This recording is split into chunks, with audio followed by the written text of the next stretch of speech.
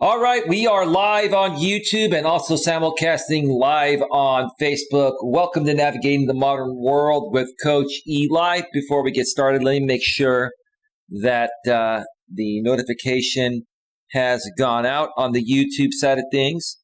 And it just did. Great. Getting that itch again, that itch for good luck. Let me make sure that the back end of YouTube is rolling smoothly. It absolutely is. And like I just mentioned again tonight, we are also simulcasting live on Facebook. We just ensure that things are flowing on the Facebook end of things. Like I just mentioned again tonight, we are also simulcasting live on Facebook. Yes. Love that picture in picture. Picture in picture. Picture in picture. Here we go. Facebook end of things. Yes. Like I just mentioned again tonight, we are also Oh, yes. All right. We're looking good. We're looking good. I've got that itch. Excuse me a second. Oh, my gosh. I don't know what it is.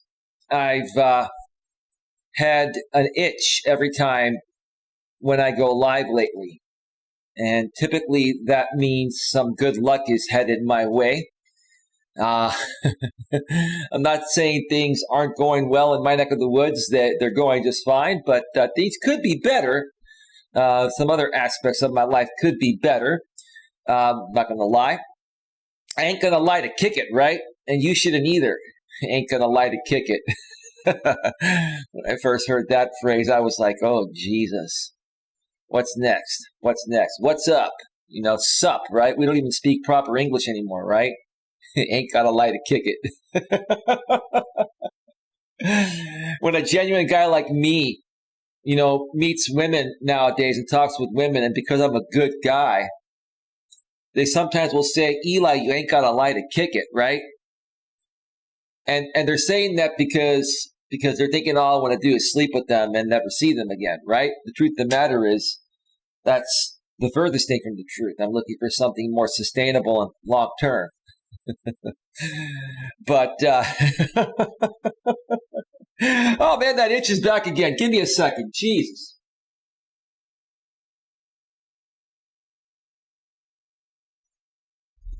I don't know. I don't know what it is. I don't know what it is. It's only happening like right when I go live. I don't know. Anyway, welcome to the show, everyone. Glad you can all join me on this Friday evening. Well, at least it's Friday. It's still Friday here in my neck of the woods. It is 12:14 a.m. Eastern Time in your neck of the woods, Mutt Nuts World. Welcome to the show. And it's only 9:14 p.m. Pacific Time here in my neck of the woods in the San Francisco Bay Area. Again, glad you could all join me. Thank you for joining me on this Friday night. It's been an interesting day. I've received some feedback from yesterday's show, and I'm just going to ignore most of that feedback because it wasn't the right feedback. But anyway, tonight we're going to be discussing, does getting in the last word make you feel better or like you've won? Plus, email me your stories one more time. Does getting in the last word make you feel better or like you've won? Plus, email me your stories. I'll get to that in just a little bit here. But first, let me check out the Facebook side of things and see if anybody is on over there. Nope, nobody's over on Facebook. On YouTube, it looks like we've got 16 people in the box right now. Thank you so much for being here.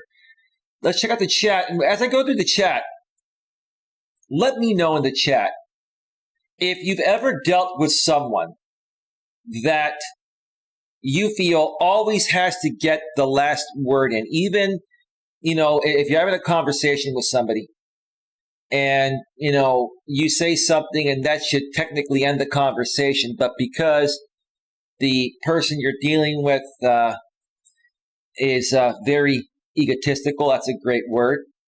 They have to have the last word every time. even if your last word was good enough to end the conversation. Have you ever dealt with somebody in that situation? And have you yourself ever felt the need? And be honest. You got to be honest with me if I'm going to help you work through all these things. You got to be honest, because I'll share how I used to be regarding this aspect here. Have you yourself ever felt the need to get in the last word, even though the conversation you were having with that particular person could have ended with their last word, right? So as I go through the chat on the YouTube side of these, because nothing's happening on Facebook for the time being, please get your comments in there. Share your stories, share your feedback. And also, if you have any other questions, comments, or concerns regarding any life coaching topics, business or personal, or even any political aspects, I know there have been lots of things happening in the political world lately. I've been trying to keep up with it. There's just too much. Correct me if I'm wrong. There's just too much going on. And this wonderful thing that we call the internet nowadays, especially nowadays for the last 10 to 12 years or so since we've had these smartphones, and the internet's like the most portable thing. It just never leaves our side or our pockets, right? The internet, in my opinion, has tremendously changed things. Sometimes I wish we could go back to the days before the internet. People were different back then. People would take more time to get to know people. People were not eliminating people as quickly as possible, especially in the dating world. Nowadays, it's just, it's just insane. It's just insane to even try and have a decent conversation with someone and keep their attention long enough to get to know them. Like I said, especially in the dating world, but in all aspects, right? All right, let's check the chat here on the YouTube side of things. American Dream 1.5 says hi, with the red and white heart. Oh, and the blue too. Red, white, and blue hearts. Well, that's cool, Dream. Those are the colors of our wonderful country here, the USA. Welcome to the show, bro. Moderator and channel member, American Dream. Jenny from the Blocks in the house. Hey, Jenny. Moderator and channel member as well. Jenny, she said hi, Eli and chat. Hey, Jenny, how's it going? Furthermore, Jenny says, positivity rocks. You know what, Jenny? I'm going to give you a big round of applause for just saying positivity rocks. It absolutely does, Jenny. I saw that in the chat before I went live and put a big smile on my face. It just really lit me up. It really, really lit me up because, throughout the course of today, I was just in one of those moods. I was just in one of those moods where I'm not saying I'm not happy where I'm at in life. I'm happy within myself. I'm content. But, there are some other aspects of my life I wish were a little further ahead. You start to think about those things, right? And then you see, someone from your community, type in positivity rocks, and it even makes this coach feel good here. I'm a human being too. I have emotions. I have feelings. I have, the same wants and needs and desires that you folks have, right? So it's always nice to, hear someone from my community say something like positivity rocks. It makes all the world of a difference. And Jenny, I really thank you for being here and thank you for stating that. Bruce is in the house. Bruce, I'm beginning to think you're somebody I know, which would be totally fine. I'm beginning to think that you're somebody that's, that's happy to be here on this side now. And that is great. You don't have to mention who you are, but just know, I think I know who you are, and that's great. Welcome back to the show, bro. Thank you for being here. Bruce, you're the type of guy that typically will work nights late, and you like to tune into shows like this to entertain you while you're working. Could be wrong, but you never know. Jenny from the Block with the crying out of laughter emojis. Thank you so much, Jenny. Mutt Nuts World's in the house. Hey, Mutt, how you doing, moderator Mutt Nuts World? Hey, Eli and everyone will be here listening. Been a long day. Tell us about your long day, Mutt. What's been going on? What's been going on, girl? Share your thoughts. Share your thoughts so Eli can help you feel a little better about yourself tonight and put a big smile on your face. That's what we're here for. It's all about positivity here in my neck of the woods. Jenny from the block says, hi, Mutt Nuts. Mutt Nuts World says, hey, Jenny. All right. Mutt Nuts World says, oh, yes, I have. She's talking about dealing with somebody that always feels the need to get in the last word. And still dealing with, on my mother, always has to have the last word. Well, Mutt, I will tell you this. My mother is the same way. My father used to be the same way when he was around. He passed away almost 13 years ago, for those of you that are new here. I don't want you thinking that my father skipped town. My father, left Earth for a better place almost 13 years ago. God rest his soul. And you got to understand one thing, Mutt, that you can't hold that against your mother. And neither can I. And trust me, there have been times where I felt like giving her a piece of my mind, my own mother. And maybe I have a little bit at times in the past, and I regret it because I'm grateful and thankful for the way that she and my late father raised me. And so, you know what? That's one of those cases, Mutt, where, we're going to chalk it up to, hey, that's the woman that gave you birth. And she gets a free pass to everything for the most part. For the most part. You just got to deal with that. She loves you. My mother loves me. It's an unconditional love that you can't buy. And you shouldn't be able to buy love anyway, but that's the most unconditional love you can get, Mutt, and cherish it while you still have her around. But I get it. I understand. Sometimes family and your mother especially can get in the way, by wanting all your attention. And you're just trying to focus on getting yourself ahead. Any interruption that your mother, gives you, it can affect you from moving your life ahead. I get it. I get it. Jenny from the block says, yes to both. Be more specific, Jenny. More specific, please. Kind of like the late and great Alex Trebek. I can't even talk. Kind of like the late and great Alex Trebek used to say on Jeopardy when the answers were close but vague. More specific, please. All right.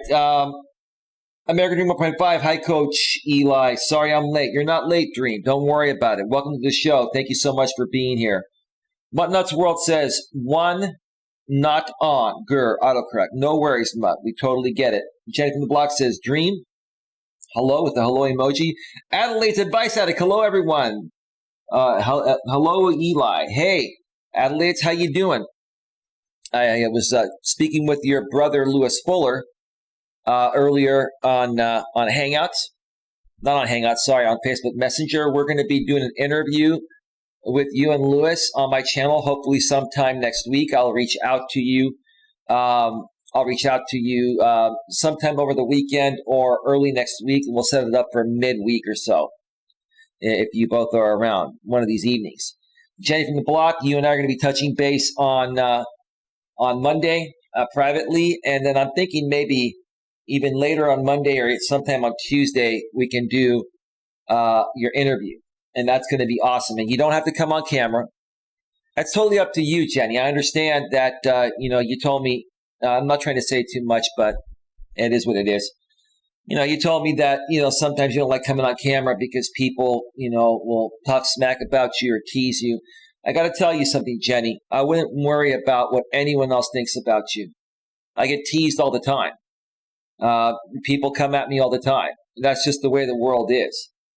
And I wouldn't even focus on those people. I would focus on the people that like you and support you no matter what you look like, that accept you for you, right? It's totally up to you. I'm not going to pressure you to come on camera. Just being able to have you on the StreamYard on the panel, audio only would be great. We can have a great conversation. But I wouldn't hold yourself back just because of what some other people think about you that probably more so don't love themselves than not loving you, right?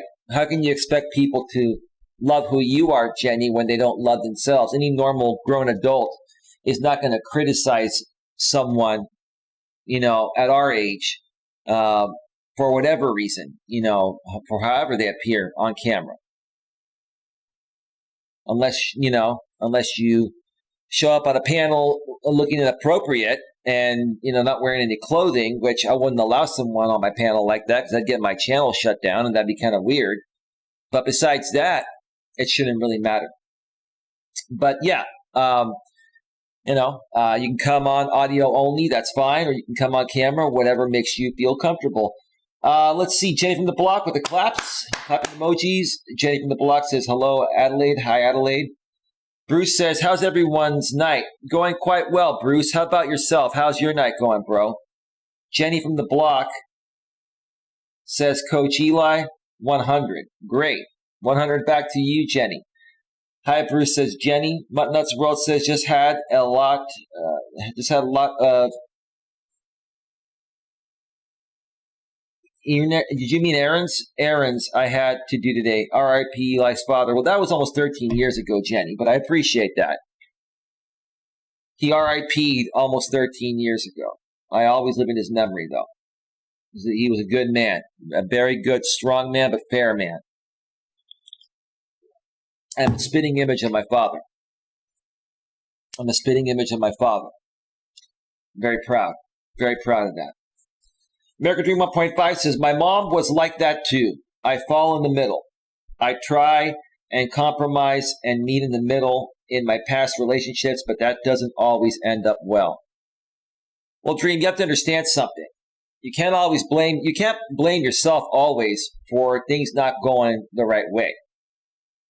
I try to tell this to guys and to women, right? It takes two to tango, right? You can sit there and legitimately give something your best shot, let's say in a relationship, you're trying to get to know a woman, right?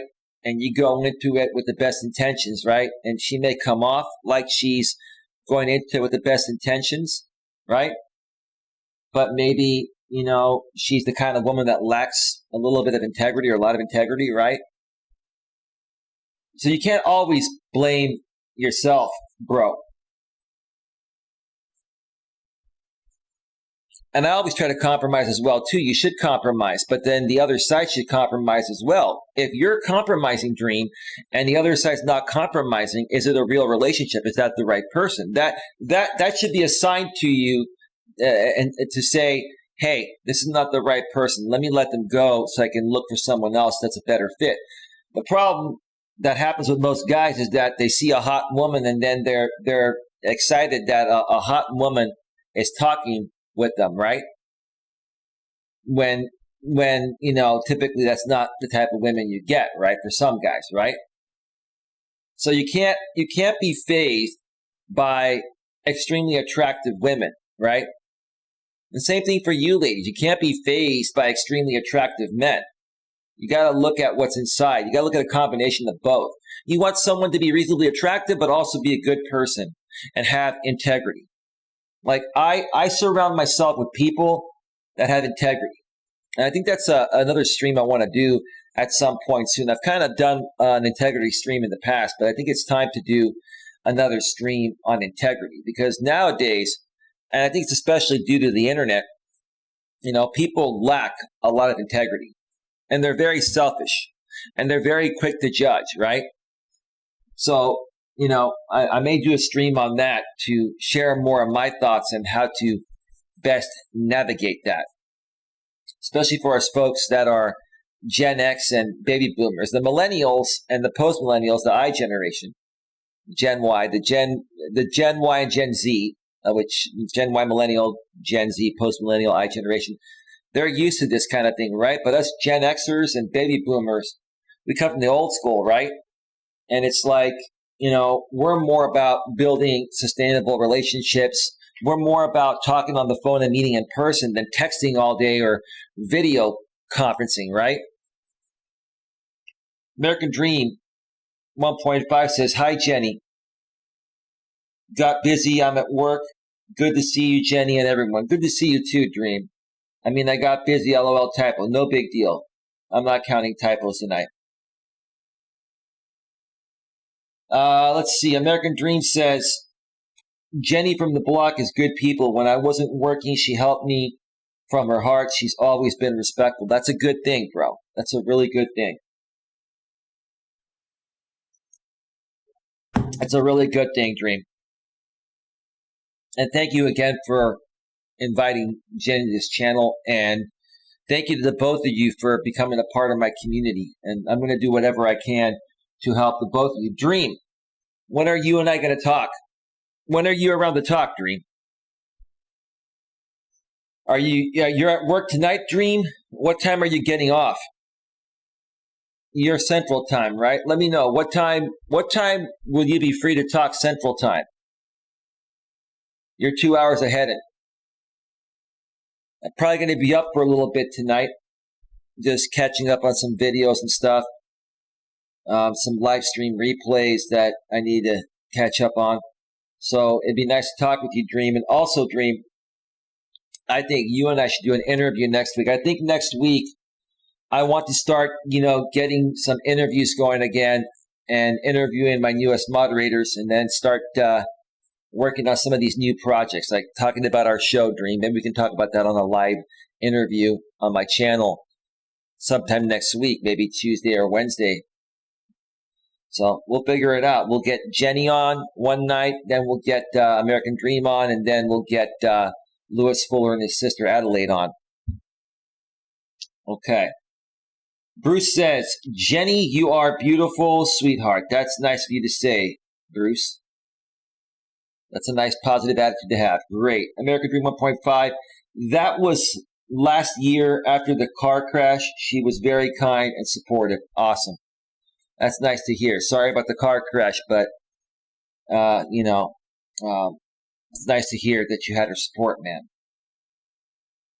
Jenny says, Dream with the hopeful smiley emoji, whatever that is. And Jenny from the block furthermore says, Bruce, thank you. American Dream 1.5 says, I don't want to sound like I'm saying what you want to hear. That's simply not true. But in my marriage, that is a big obstacle for me, and I need a nudge in the right direction. So what are you saying there, American Dream? Are you saying that you're telling your ex-wife to be what she wants to hear just to keep her happy and content and keep peace in the meantime? Because, bro, I mean, if that's what you're doing, I mean, the longer you wait to actually do what you want to do or need to do, the harder it's going to be for the both of you, man. I get it, bro. You've been with her for a long time. There's an emotional attachment. I get the fact that you love her, but you're not in love with her. I totally get that. I get it. But let me know, Dream. What are you contemplating, bro? What are you contemplating? Well, what may I help you with, Dream? Bruce says, my night has been well. I am currently watching your stream while enjoying some red wine. That's great to hear. That's awesome, Bruce. What kind of wine is it? Is it a cab? I like red and white wine. American Dream 1.5. This means I need to get someone's advice or tutelage.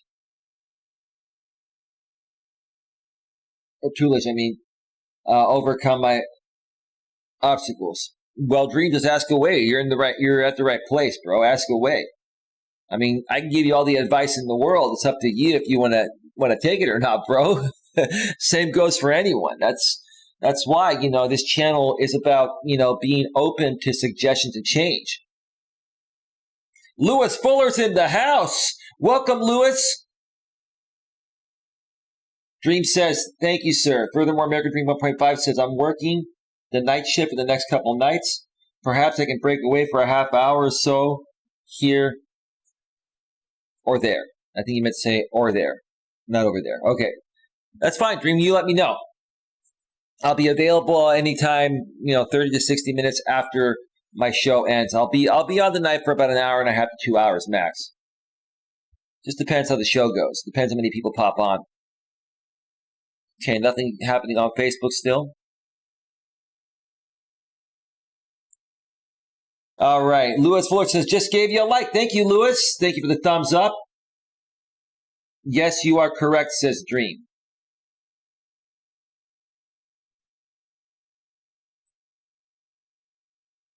Moderators, can I ask you something? Do you folks not pay attention to the chat? I'm not trying to be rude here, but I'm just saying, if you see people coming in the chat that you know are not here for the right reason, why are we not just banning them? You all have you folks have moderators for a reason. If I have to moderate my own chat, then why do I have you as mods? I'm not trying to be rude. I'm just saying, like, are you folks not able to tell people that are just here to disturb the chat and not? I'm just asking. I'm not trying to be mean. This is another lesson learned. Don't be afraid to be a leader.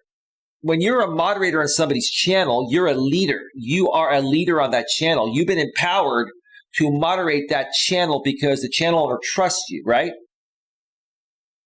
So if you see something inappropriate or something that you know is ban-worthy, ban them. If you make a mistake, I'll fix it. I'll go through the chat and fix it, but don't worry about it. Yeah, you guys, do your job. Hello, GLM. Hello, GLM. That's the real GLM. 122 subscribers. Channel started November 23rd, 2020.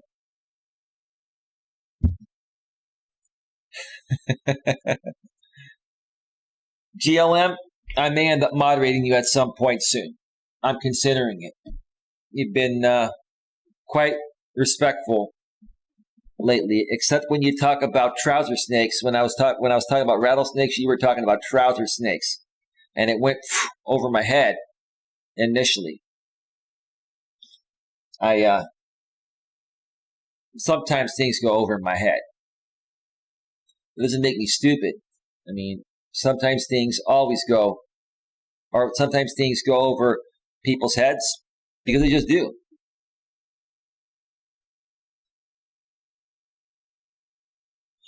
American Dream 1.5, I just saw that, Coach. I'll be on high alert. I was doing a voice text response, but thank you for letting me know, sir.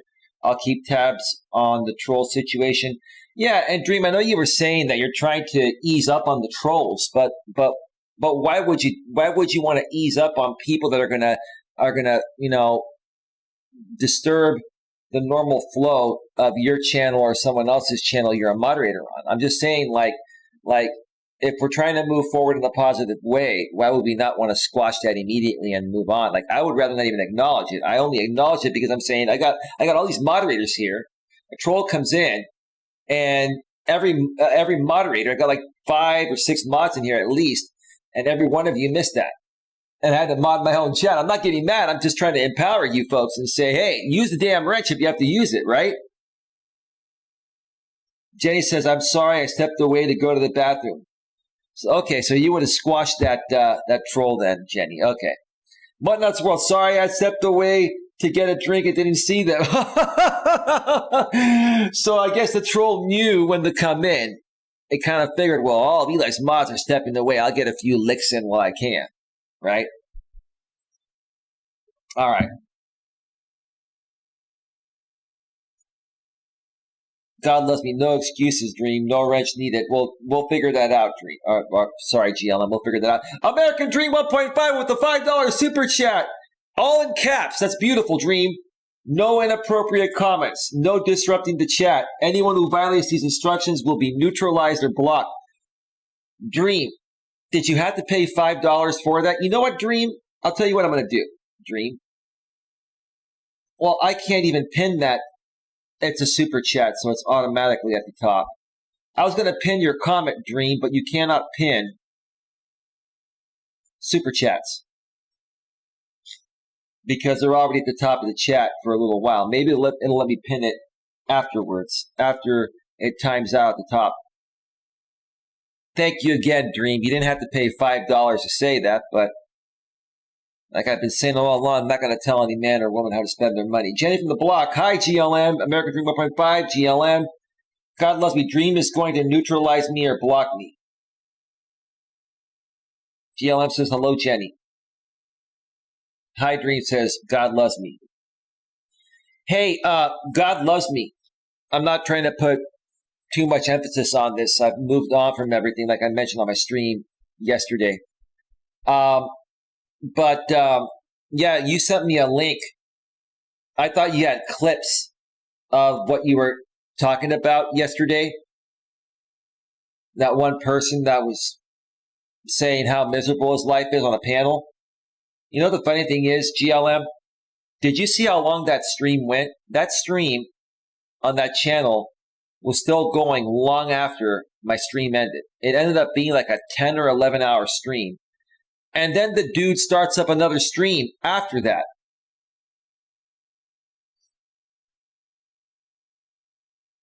And it was pathetic.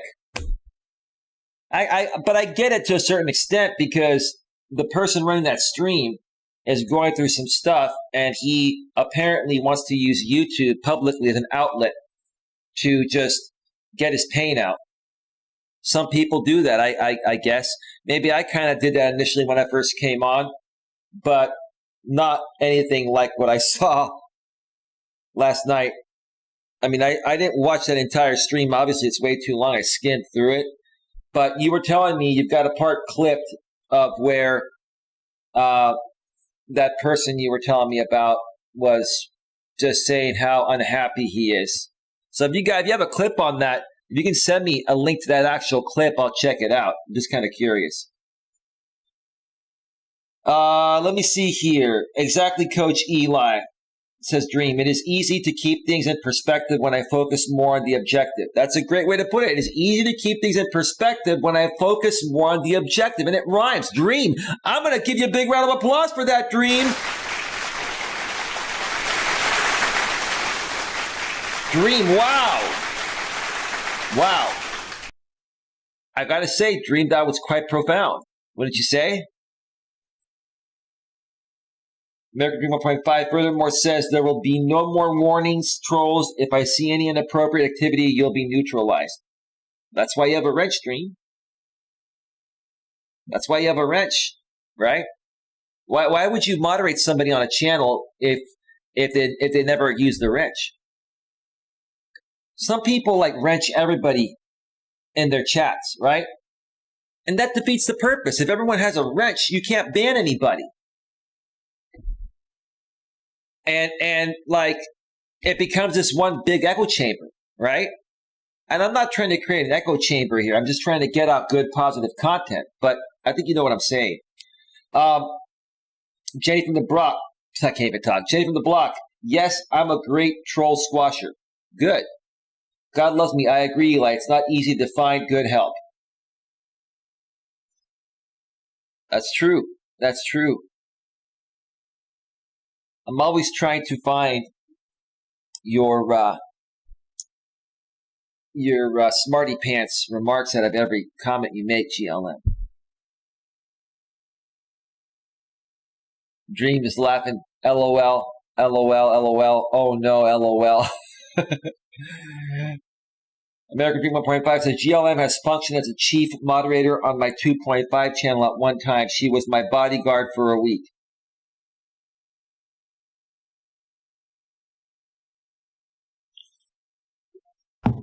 I won't mention the channel name, but GLM says that person's a complete loser who streams all the time. He is an out-of-work plumber who thinks he's better. Okay. I won't say that, but I get it. Who thinks he's better than certain ethnicities. People can read into the chat if they want. Yeah. I'll tell you, GLM. I'm not here to criticize, that stream or anything. I'm really not trying to criticize anyone. I actually feel really bad for people. I just can't believe what I saw yesterday And I was up pretty late because my sleeping pattern's still a little bit off. I mean, that stream was going on for like 10 hours. And these people live on the East Coast. You and I are on the West Coast here in the Bay Area in California, GLM. They're 3 hours ahead. I mean, it was like 3 in the morning, here, and it was 6 a.m. there, and they're still streaming. And, you know who else was on that show and all that, right? And I'm like sitting here thinking to myself, wow, I can understand doing a late night show for an hour or two.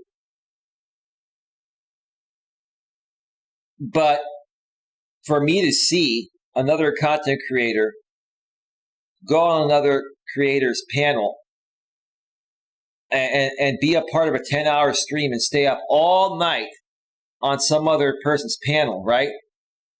And then go to bed at, 6 or 7 in the morning and sleep all day. I mean, it must be nice that you can do that. Now, I have that luxury as well because I am self-employed, but my situation's a little bit different. I don't run long streams. I run 2-hour streams at times, maybe a couple times a day. It's just really sad what I saw on that stream yesterday. But anyway, American Dream 1.5 says, absolutely, Coach Eli. Some other channels self-project and deflect things in their psychiatric makeup onto others, it seems. Yeah. And, we can even incorporate the topic regarding other channels on YouTube and just other people in general. They feel the need to always get the last word in, right? Have you ever noticed on these panels, there's a lot of back and forth, right? And people feel the need to get the last word in, right? I used to feel that way in my younger days, Dream.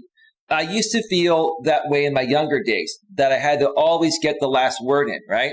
And as I entered my 30s, my late 20s, early 30s, I started to realize, why do I feel the need to always get the last word in when the person I was talking with,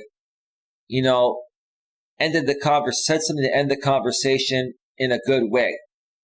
Sometimes you don't need to get the last word in. Sometimes maybe your last word is the right thing, right? Sometimes the other person's last word or words is the right way to end the conversation, right? But if you're one that always feels the need that your word has to be the last word no matter what, then you've got a serious ego problem. You're just a very egotistical person.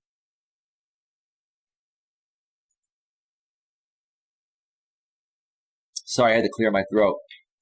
You're probably very, insecure if you always feel the need to get the final word in.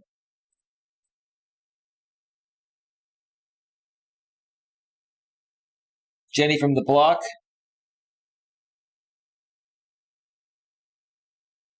says dream with all the emojis.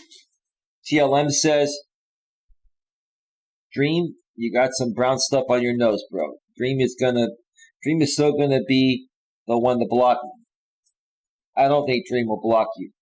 I think if anybody would block you before anyone else, it would be me, GLM. But you know what? I've seen a new side of you, and I understand you a lot better. So you're gonna have to pretty much tell me to F off and actually say it in the way where you mean it, not just playing around for you to get blocked.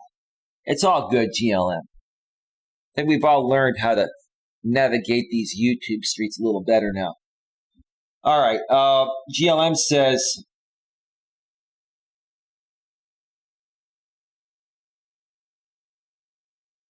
so GLM is talking about another channel. They put a copyright strike on a developmentally disabled woman's channel for things that happened when she fell asleep. Are you talking about, because I from what I noticed on that stream, GLM, there was a lady that her name starts with a W, and she was simulcasting that stream, that long 10+ hour stream. Is that the stream that they put a copyright on? Is that what you're talking about? Or are you talking about somebody else? American Dream 1.5 says, I love you unconditionally, GLM. GLM is like, oh, the heart, cutesy heart, love, smiley emoji, whatever the hell that is. Jenny from the block says, some people make YouTube their life 24/7. It is sad, Eli. I can't do it. Neither can I. I love YouTube, don't get me wrong. And on my former channel, I used to spend a lot more time on it than I do now. I'm still on YouTube a lot, and I love it. And I do want to even do more content. But here's the thing. You got to balance your life out, right? Like right now, I'm a single man. If I was dating someone, you'd be getting about half the content you're getting from me.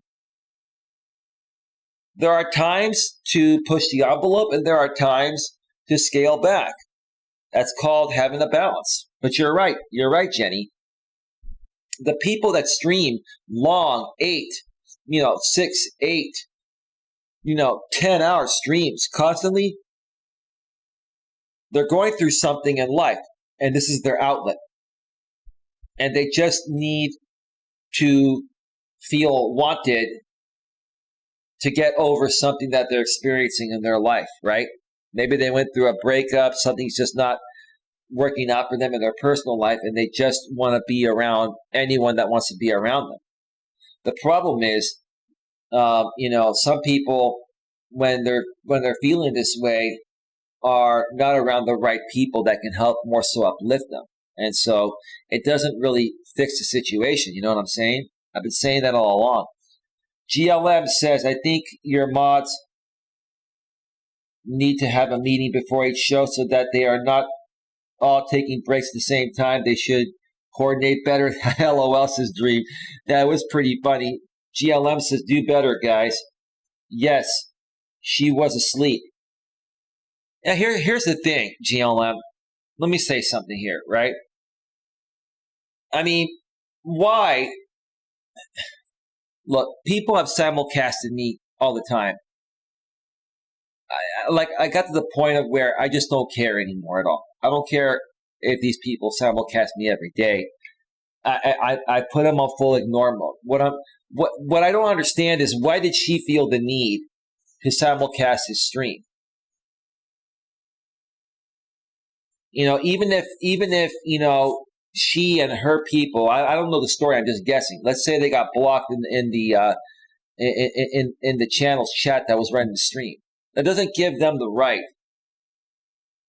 to simulcast their stream. Listen, as much as I don't like certain groups of people out here on YouTube, right?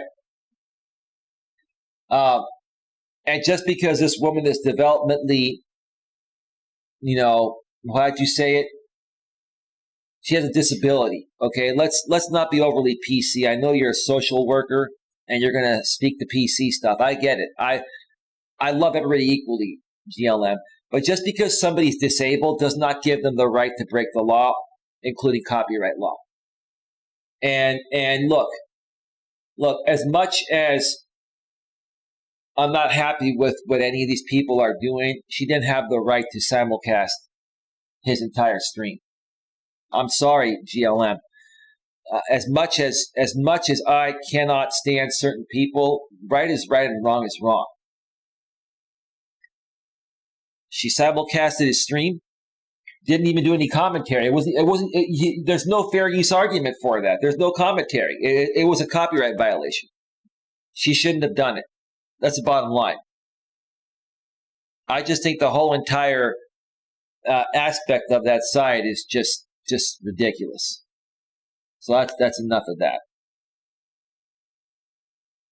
I don't even want to talk about that side. It's just, if you folks ask questions, I'll answer them as professionally as possible. Give me a second here.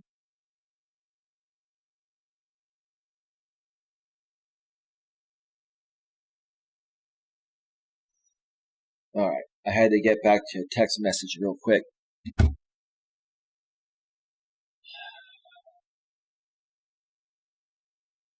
Let me see. Nuts World says, I will admit I am a broke, unemployed Maryland country girl, but I have learned how to balance my real life and YouTube life. I'm probably on my YouTube maybe 10 to 20 hours a week. I do respect your honesty, Mutt. I do respect your honesty. And 10 to 20 hours a week is not a lot. It's a normal level. I'd probably say I'm on at least twice as much. I'm probably working on YouTube stuff anywhere from 30 to 60 hours a week. It just depends on the week, right?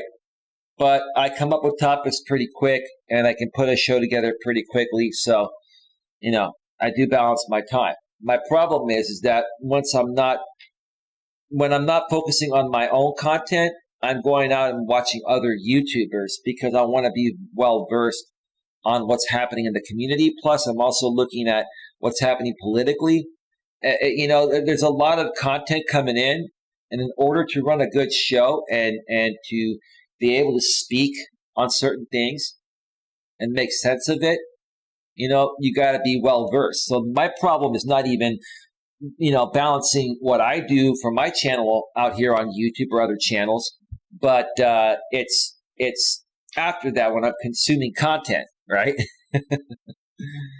That's the more addicting aspect for me, is consuming other content. God Loves Me says, how about he not be a wuss and ask her not to do it? No, I agree with that, GLM. GLM, here's the thing. You're sitting here trying to justify the actions and behaviors of very mentally incompetent and emotionally unstable people, GLM. So, look, you can look at it reasonably and logically. That would have been the right thing to do. The right thing would have been for her to not simulcast him in the first place. But, he could have let it go, and he could have reached out to her and said, delete that. If you do it again, I will file a copyright strike on you. Again, it wasn't even fair use. I know what you said, GLM. But again, I'm trying to keep my streams a little bit more clean. I'm trying to be a little more respectful for the YouTube algorithm.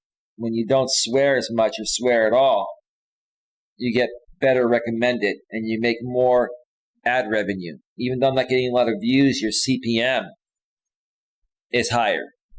CPM is the cost per mil, meaning cost per 1,000 views.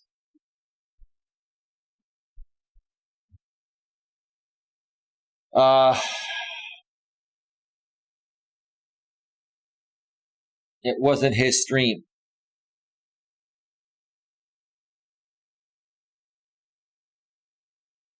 Well, the stream that I did see simulcasted was his stream. It was on his channel. I'm very confused right now. God Loves Me, I have a question. Do you think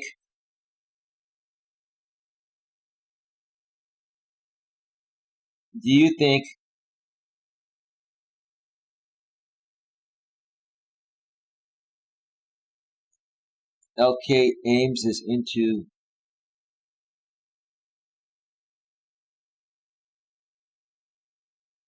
I have no idea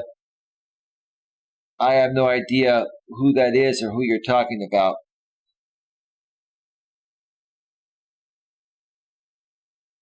He could have minded his own business because the person whose channel it was didn't want to strike her. Oh, are you telling me, GLM, let me know. And then I'm going to step away and take a break for a second. And then I'm going to come back for a little bit more and get more into the topic. And then I'm also going to mention some other things I wanted to talk about. Are you telling me that the person the PH guy that was running the stream, he wasn't the one that filed the copyright? Are you telling me that he has a manager on his account, which is that other guy? You got to be a little more clear and tell me.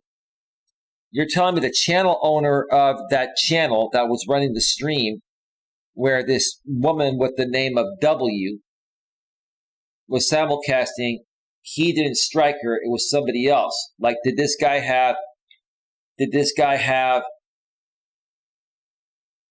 like what do you call it? Did this guy have a manager? Did he have him as a manager on his channel, or did the other guy strike the stream because his image was shown like on the screen? Like, what happened here? What actually happened?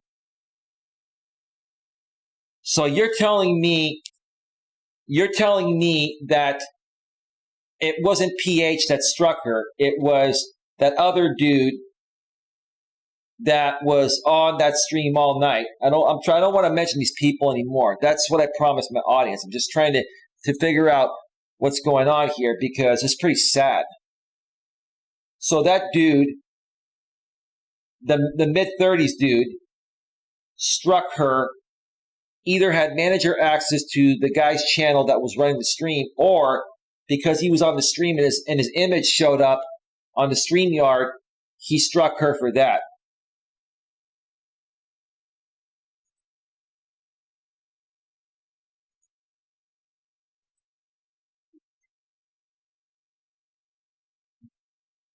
Dream, I think you're the one that, oh, thank you, Jenny. You got that pretty quick. Okay. So let me get it straight. Just before I go on break here. The mid-30s guy that was on the panel of the guy running the stream struck the woman with a disability with the name that starts with the letter W.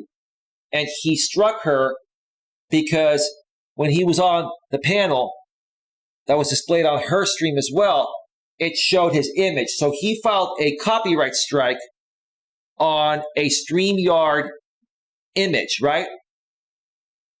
She could fight that. She could fight that. Because that's an image that's being publicly used on a stream.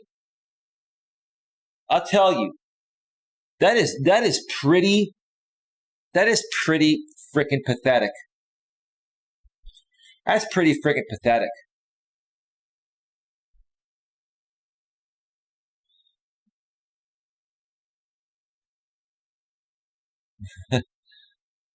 All right. Well, go ahead and simulcast me, GLM.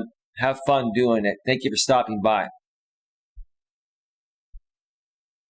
All right, folks. I'm going to step away for a break, and I have a video queued up. Like I said, I'm going to try for the most part to play past clips from my former channel that somewhat relate to the topic I'm currently doing. And if I switch on over to the browser screen, I'm going to try for the most part shoot.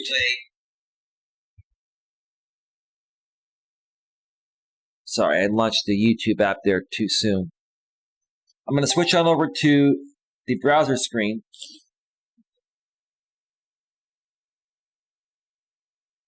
Hey, Lewis, I'm getting your messages from behind the scenes.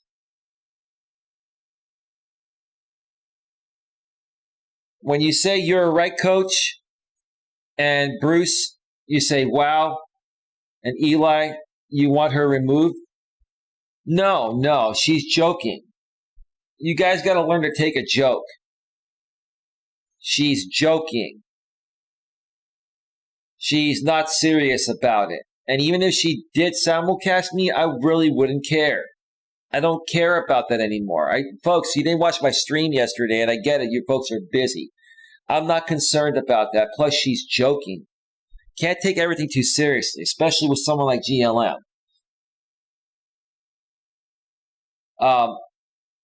Yeah. Now, Bruce, when you say wow, and you're right, coach, says Dream, are you talking about the guy that put a copyright strike on that disabled woman on a stream that wasn't even on his channel, and he struck her for using his image instead of being on video through the StreamYard panel? That's what this guy does. That's why, like, I don't give this guy any reason at all any reason at all. Like, I wouldn't even bring that, I wouldn't even bring that guy on a panel. That guy would come on one of my panels, show his image, right? Instead of his face, and then he would put a copyright strike on my channel. Like, that's how ridiculous this guy is. No, I know, Bruce, that's what I was asking. You're saying, wow, to the copyright thing. I mean, look, listen, I really don't want to talk about this dude, but it's almost impossible to not talk about him because he keeps on doing, like, I'm seeing this guy spiral out of control. I'm seeing this guy lose it. He's on a panel, like last night, he's on this panel, on this channel. I'm not going to say that channel name. The channel's initials are PH, right? He's on the PH channel, right? And he's on there all night. And he came on and off. And then he puts a copyright strike on somebody simulcasting the stream, and it's not even his stream. That's... wow. Karma has no deadline. Karma has no deadline. That's fine. She should not have been simulcasting the stream. But if anybody were to file a copyright claim on that, it would be the actual channel owner, not that mid-30s dude. It's just on. God. He does it for attention. This is the way he gets attention. You understand? This is the way he gets attention. It's pretty sad. It's pretty sad. All right, folks, I'm going to step away for a 5 to 7 or 8 minute break. I've got a 19-minute video queued up here. And I'm going to probably play the first half of it while I'm on break. And if I end up taking a second break, I'm not sure how much longer I'm going to be on. But if I do get to a second break, I'll play the second half. But this is a video I did on my former channel called How Big Is Your Ego? And it was initially released on June 27th, 2017, about 3.5 years ago. And you're going to see, you know, I had a dark, gloomy background back then, which I thought was professional. I had okay lighting. My lighting was not as good as it is today, but you're going to be able to tell. And I was wearing a lapel mic, so the sound's a little bit different. But yeah, another blast from the past from Coach Eli's former channel. Now all these clips have been re-uploaded, all these videos have been re-uploaded to the Coach Eli Classics videos from my former channel site, which is not publicly available. But maybe one of these days, maybe I may give access to my members. You know, maybe I may give access to members to this content, which is what I'm trying to say. But if I do that, I'm going to have to do it a different way because I don't want that content getting into the wrong hands. So anyway, folks, stick around. We'll be right back. I'm going to start the clip right now. Hi, everyone. Coach Eli here, a.k.a. the Morning Rooster.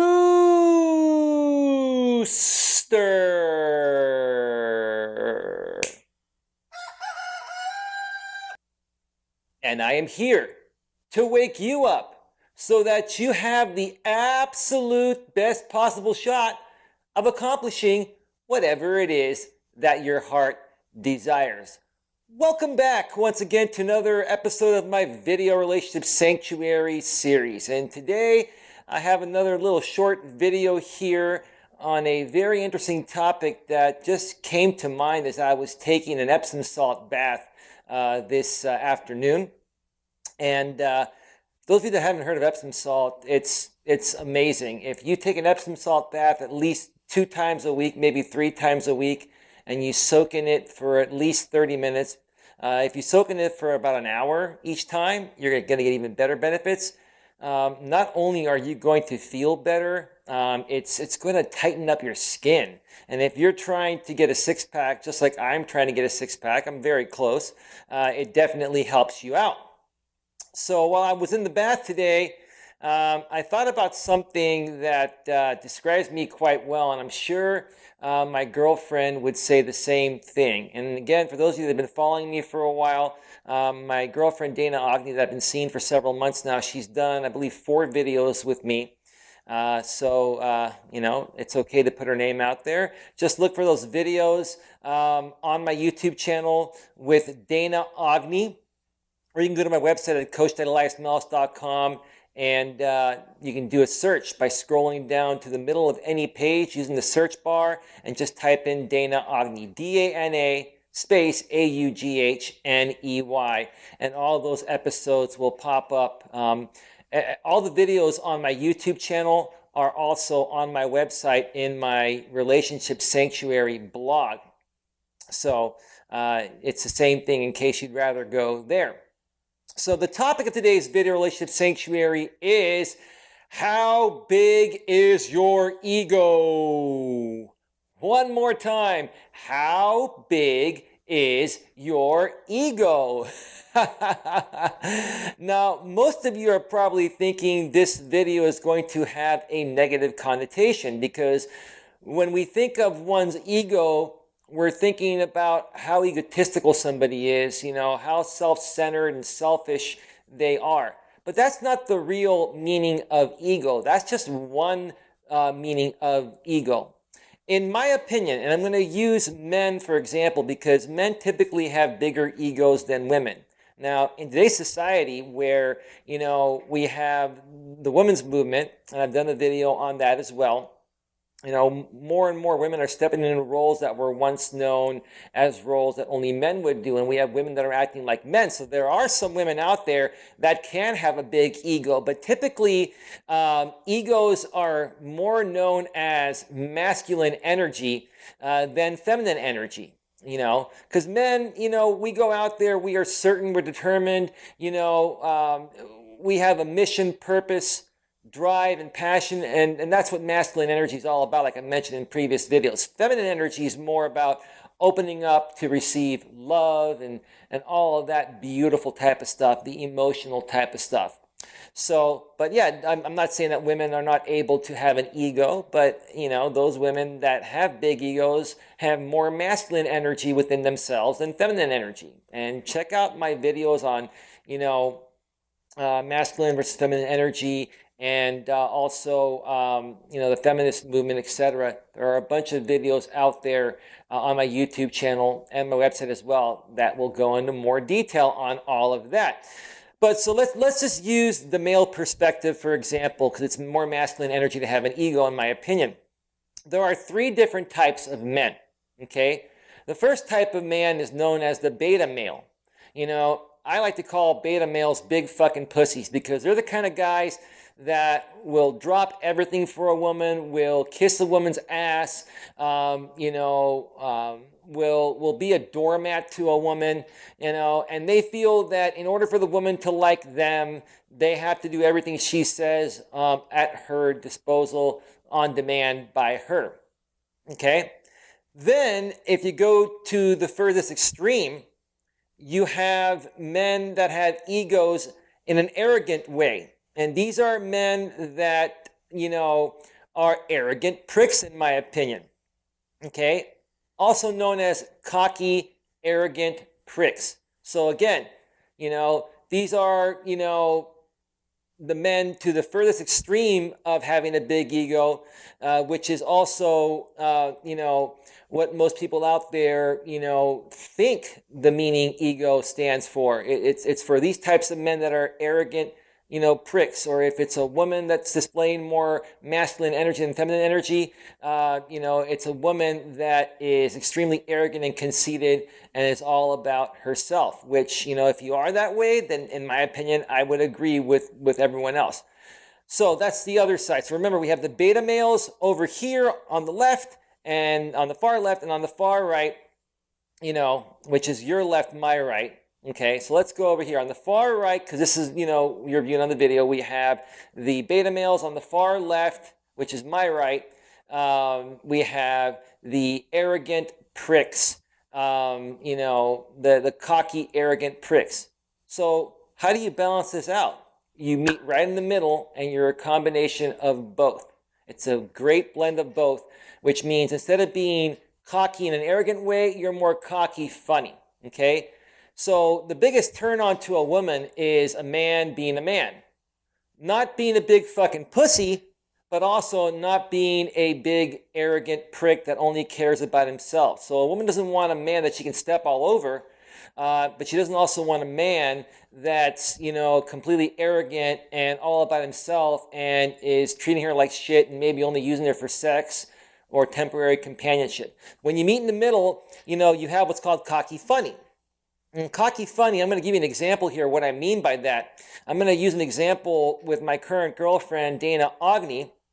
I mentioned this mentioned this story in one of my radio podcasts. If you go to my website, coacheli.melas.com, I have a radio podcast that's temporarily on hiatus. It will be back, but there are 3 episodes out there. The show's called Genuine Relationships in the 21st Century. Is it possible? And there are 3 episodes there, and I believe during episode 3 I mentioned what I'm about to mention here. Basically, a few months, maybe about a month or so after, Dana and I started dating, and we both had a high level and still have a high level of attraction for each other. We were taking a hike in a city called Pacifica here in the San Francisco Bay Area where we live. It's a city maybe about 10 minutes away from San Francisco, and it's right by the coast. And so we're walking up, this path. It's a steep path, very windy out there because it's right by the coast. It was high tide, and it was during the wintertime. And all of a sudden, I just said something like, the reason why you're so into me is because I'm the man and there's no better man out there than me and blah, blah, blah. I was just being funny with her. And I felt kind of really shitty after saying that because she's a really nice lady, but she's cool, The funny thing is, right after I said that, immediately she just turned at me, grabbed me, and started kissing me like madly and passionately, like she was so turned on beyond belief. And then after that happened, I was sitting there and looking at her. I don't understand it. Explain to me. I just acted like a cocky jerk, cocky, fucked up person and sounded very egotistical. I used to say BFP quite often back then. I've definitely toned myself down a bit.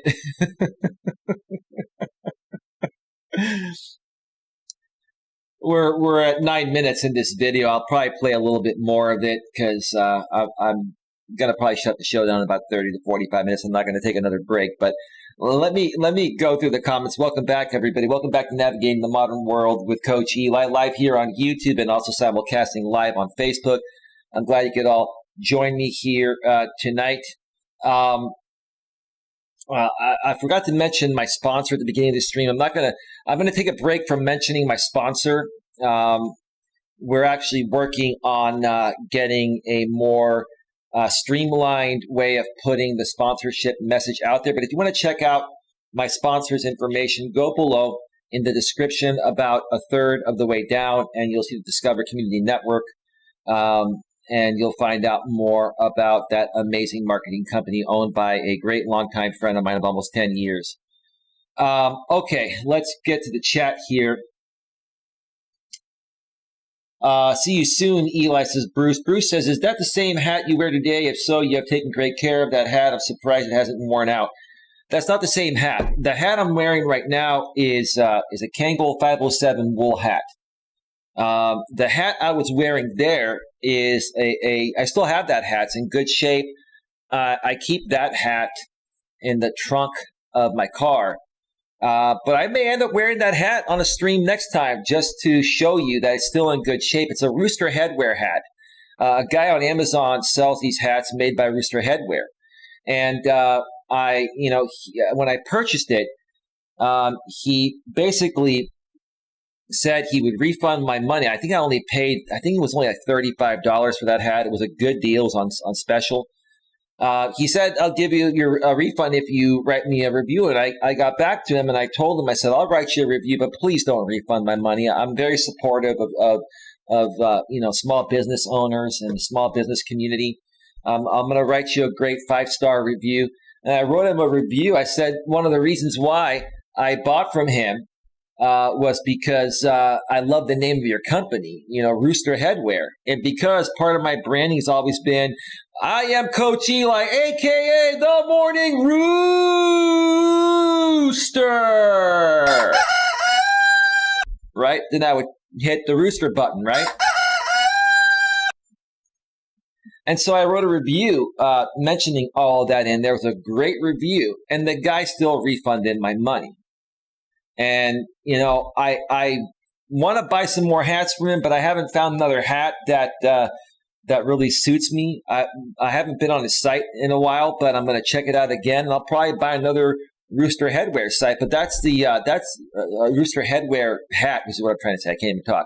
Rooster Headwear hat. So, I'll probably buy another Rooster Headwear hat in the near future, and I'll sport that as well. But yeah, I'll get this hat on over the next few shows and show you it's still in pretty good shape.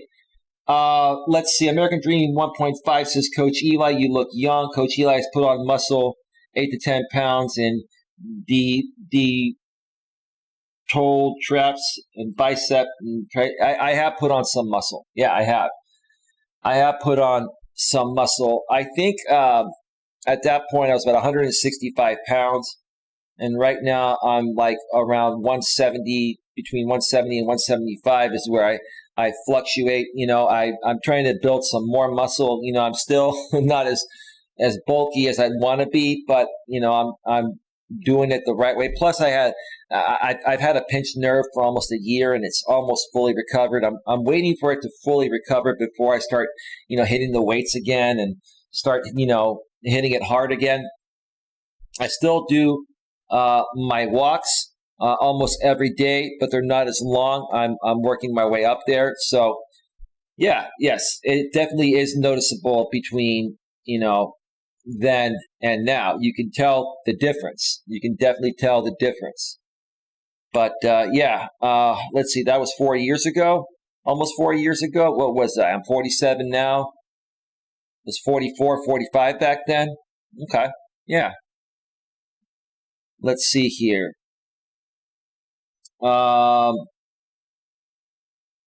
You look healthy and lean then, but now you have gained muscle. Yes, I have. I absolutely have. Not enough, but more than back then. It's still going. Still going. Still working on that six pack too. I mean, I'm lean, but I'm still working on trying to regain that high school six pack, and I'll get there. I'll get there.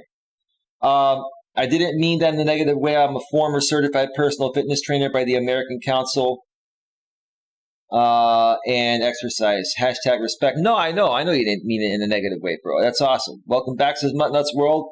Wow, Coach Eli, you have changed your show a lot. I never hear you say profanities nowadays. I like the evolutionary change. A lot of that has to do with the YouTube algorithm. I mean, you're allowed to swear occasionally, and it won't necessarily get you demonetized, but if the YouTube algorithm catches you swearing, they will pay you a little less ad revenue than if you don't swear. So there are a lot of reasons for that. Maybe I'll do a show on that and explain that more in detail. But yeah, I was a little bit more I wouldn't say loose. I'm still loose as a goose. But I used a lot more profanity back then. Let's see here. Jenny from the block says, Gorin Brothers have amazing hats. Okay.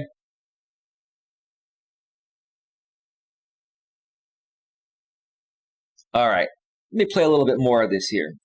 Why does that turn you on about me? She goes, because I know that's not who you really are. I know you're just having fun and you're being playful, and I like that. And I like the fact that you're a strong man and you've been really good to me. You take me out to nice places, which I don't expect, but I appreciate it.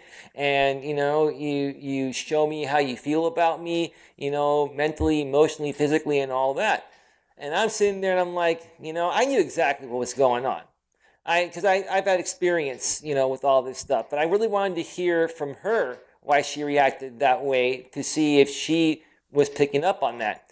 And so, guys and gals out there, but especially for you guys, okay, having an ego is not a bad thing. You have to have an ego because your ego is what makes you more passionate than you already are. It fuels your fire to carry you through your days. The reason why I'm doing this business and the reason why I'm doing all these videos and the reason why I decided to become more so what's called a life coach, but I consider myself a relationship coach, same thing, is because it stems from my ego. This is where my real true passion is. I have been through so much in my life, and I've had many relationships that went sour, especially my last relationship that I've talked about quite frequently. I got to tell you what a difference a few years make.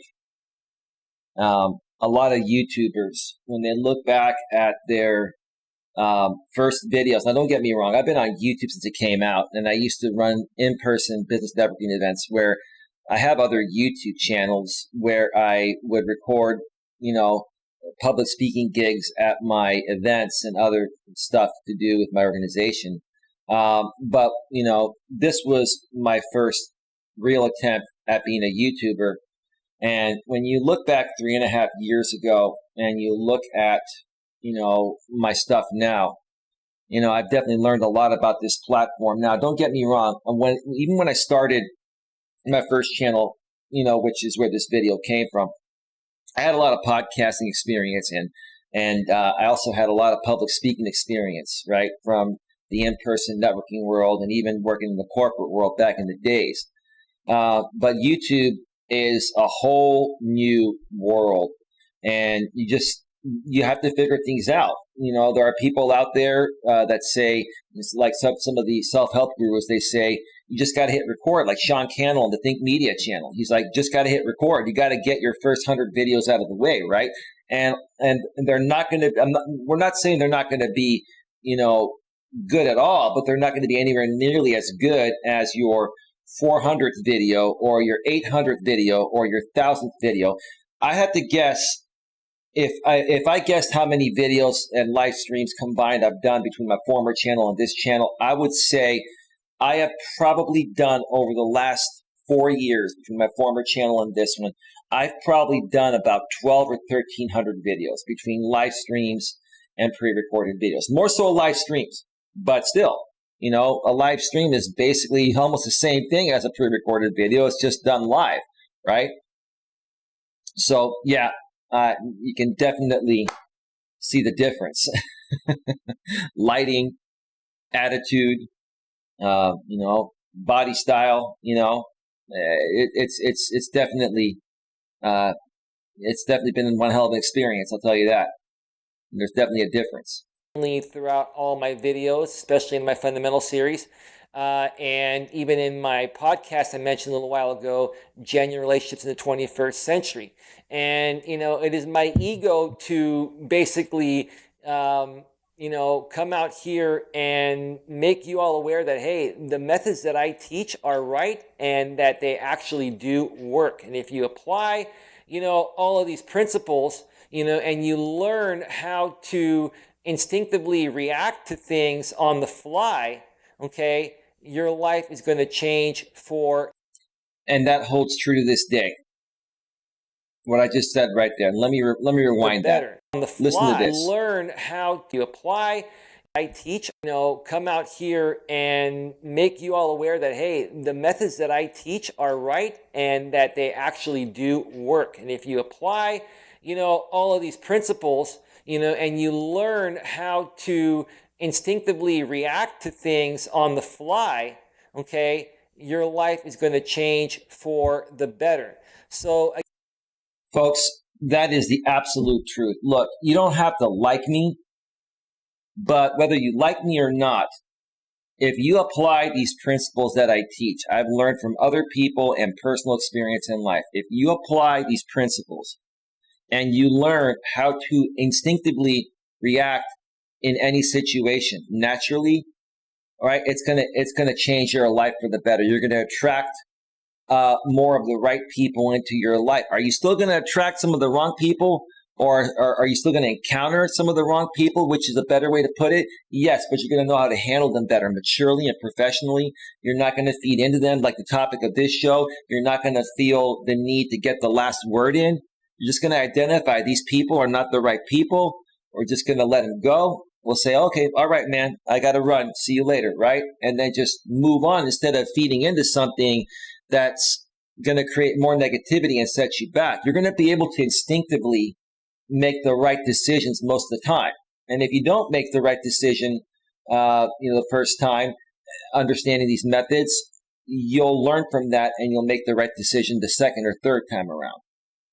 Again, having an ego is a good thing as long as you have the right ego, okay? The correct ego is what I'm trying to say, okay? So you don't want to be a big fucking pussy over here because that's not going to turn on a woman. It's not going to make her want to rip your fucking clothes off and fuck the shit out of you. She's going to use you maybe for your money or for something else for a little while, and once she gets what she wants and you help her cross the fucking pond, then she's going to sting you and then you're going to be done. So you don't want to be that beta male, big fucking pussy type of beta male is what I'm trying to say. Okay. Good Lord. I can't believe how I used to talk back in those days. Like, don't get me wrong. I can still talk that way in my real life. And, but I'm really trying to tone things down, as I'm getting older, and I'm not saying that this was bad or immature or anything, but, I was, back in those days, I was still, even though I was with my new lady Dana and things were going well, I was still kind of hurting from my ex before that cheated on me. So it was more of like I'm not going to lie. Part of the reason why I started this business and I started this channel, and you can tell here in this video, is this was my outlet, right? I wanted to help people because I was so frustrated that these things were happening to me, and I didn't want these things to happen to anyone else in the ways they happened to me. And if I could share my stories and help prevent that from happening to even just one person, that's what would make me happy, So that's that. All right. So enough of that. Hope you folks enjoyed that clip. Let's see. Jenny from the block.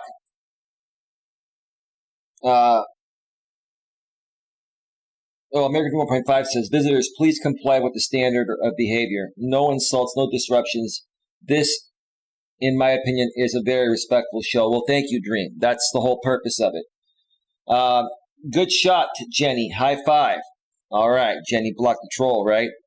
That's awesome.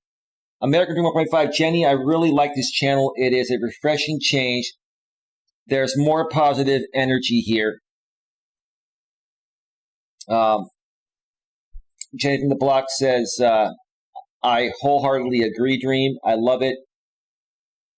Let me ask you, Jenny from the block and Dream. Dream, are you working tomorrow night? Or Jenny, you're going to be around tomorrow night? I'm thinking about possibly doing a panel show tomorrow night with some of my mods. Jenny, Dream, or, Mutt, or anyone else, that's a moderator, or anyone else that I know is a good, trustworthy person. How would you folks like to do a panel show at some point tomorrow?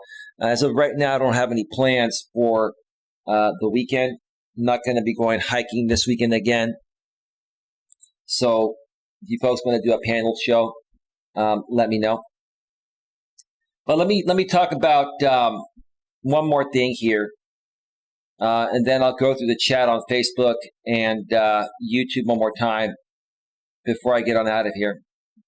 Part of the topic of the show is email me your stories.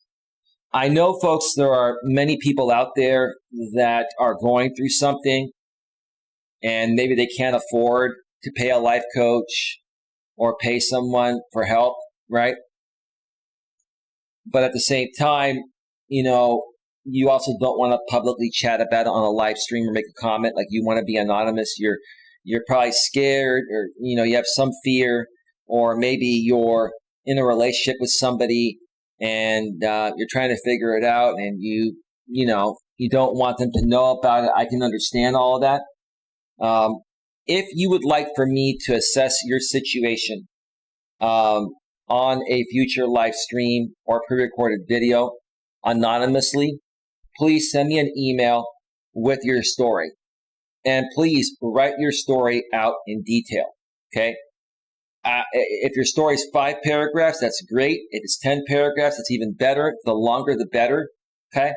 I've had people in the past on my former channel when I did this write me like 2 sentences, right? And that's not enough for me to be able to understand your situation well enough to the point of where I can assess what's going on and be able to help you, right?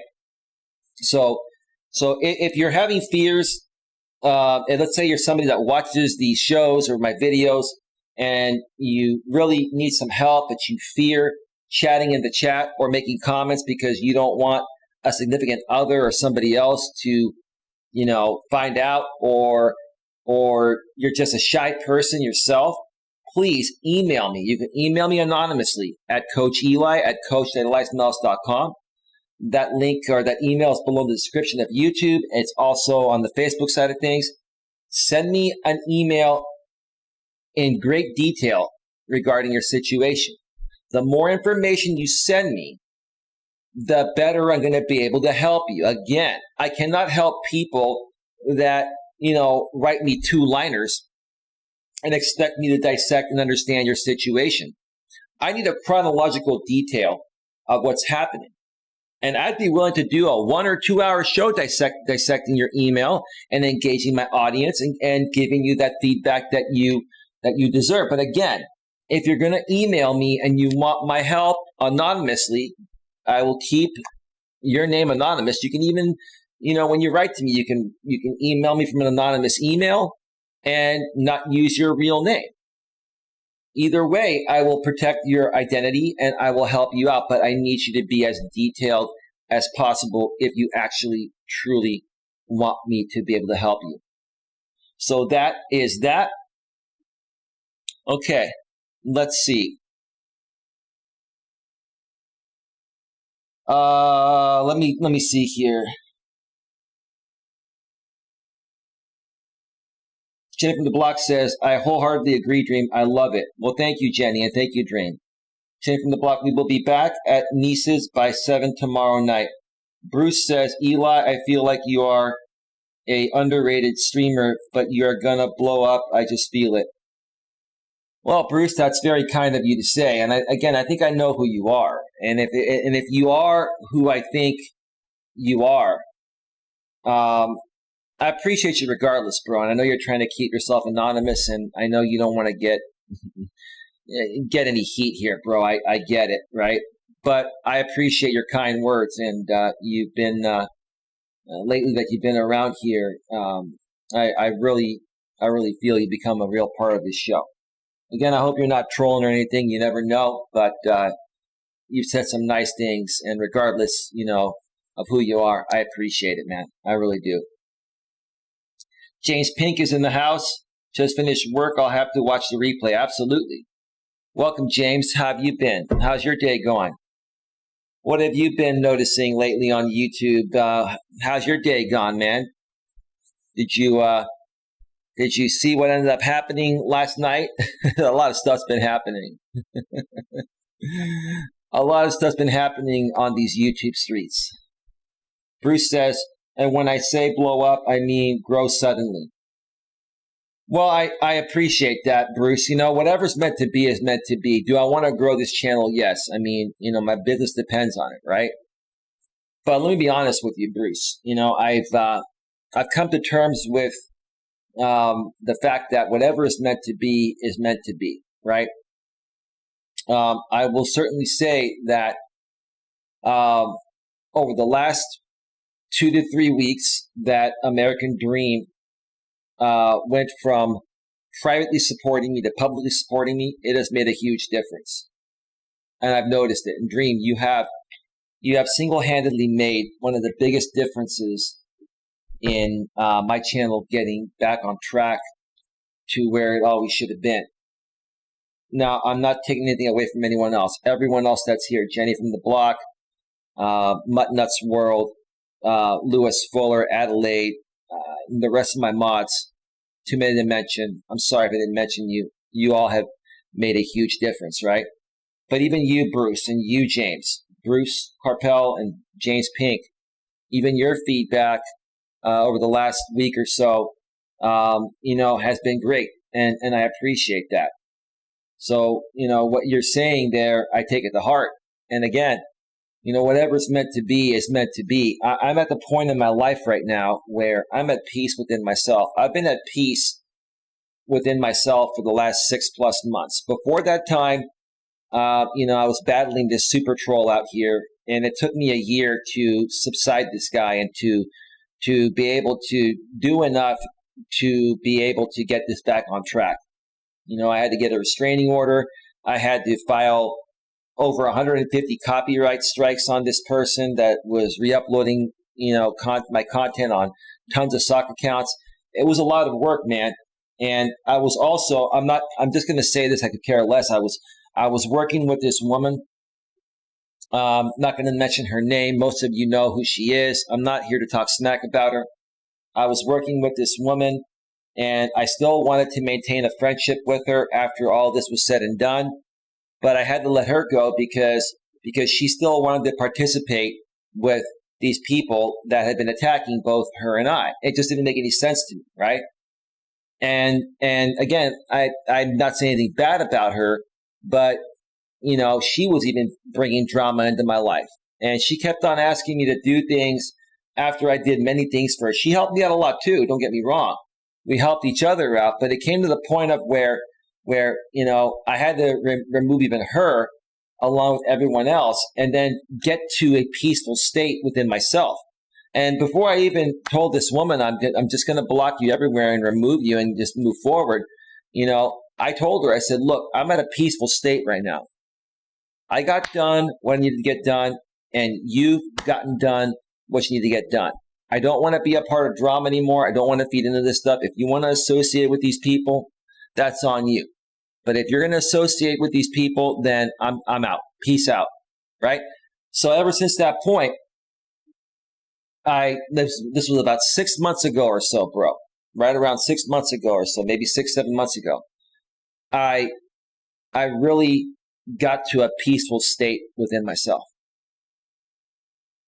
And that's when I started running members-only streams for a little while, members-only chats. I mean, my streams were public, but the chats were members-only. And I did that for a few months because I wanted to get the trolling to subside, and it did help, right? And then I reopened up my chat about a month ago or so, and that's when things started to get back on track. It took a lot of work, and I've experienced a lot, but I've also learned from those experiences, and now I have even more information on how to better help people out here on YouTube. And if anyone wants to run a YouTube channel, come to me. I will tell you the truth about what it takes. Yes, do you need to do, nice thumbnails? Do you need to do what those YouTube self-help gurus say? Yes, nice titles, thumbnails, descriptions, tags, all that stuff, right? Make your, title searchable through YouTube and Google. Yes. But what these self-help gurus don't tell you is how to deal with the court of public opinion out here on YouTube, which is another big thing, right? I will help you through that. But again, I am at peace within myself, dude. And whatever is meant to be is meant to be. But I greatly appreciate what you said. I know I went a little overboard on that, but that's how I feel it. I feel about it in my heart, which is what I'm trying to say.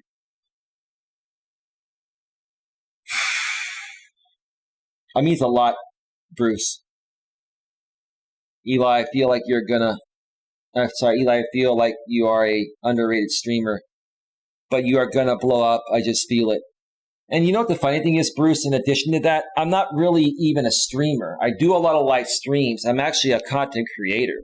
Like, to be honest with you, bro, I would rather prefer to make pre-recorded videos in the same style. They would probably get more traction. But I just love the engagement of people. I love talking with people. This gives me, doing it this way gives me a chance to engage people. So yes, maybe I would be considered a streamer. I consider myself a content creator. I mean, I will get back to also doing some pre-recorded videos, especially from my iPhone 12 Pro Max in 4K at 60 frames per second. I know that I've made promises that those are coming back soon, and I've kind of put it off. I'm just kind of trying to figure it all out. But over the next couple of weeks or month or so, those will come back. I'll probably do some mobile live streams every so often from my walks or places out in my studio here. So yeah, you mentioning that, bro, it means a lot. It means a lot. And yeah, again, I don't know if I consider myself to be a streamer. Maybe I am. I do a lot of streams, but I just consider myself a content creator that loves to help people. So thank you for that, man. I will have to get back to you later today on that. Have a dinner with family to go to today, so not sure what time I will get home from that. Okay, no problem, bud. Thank you so much for making me aware.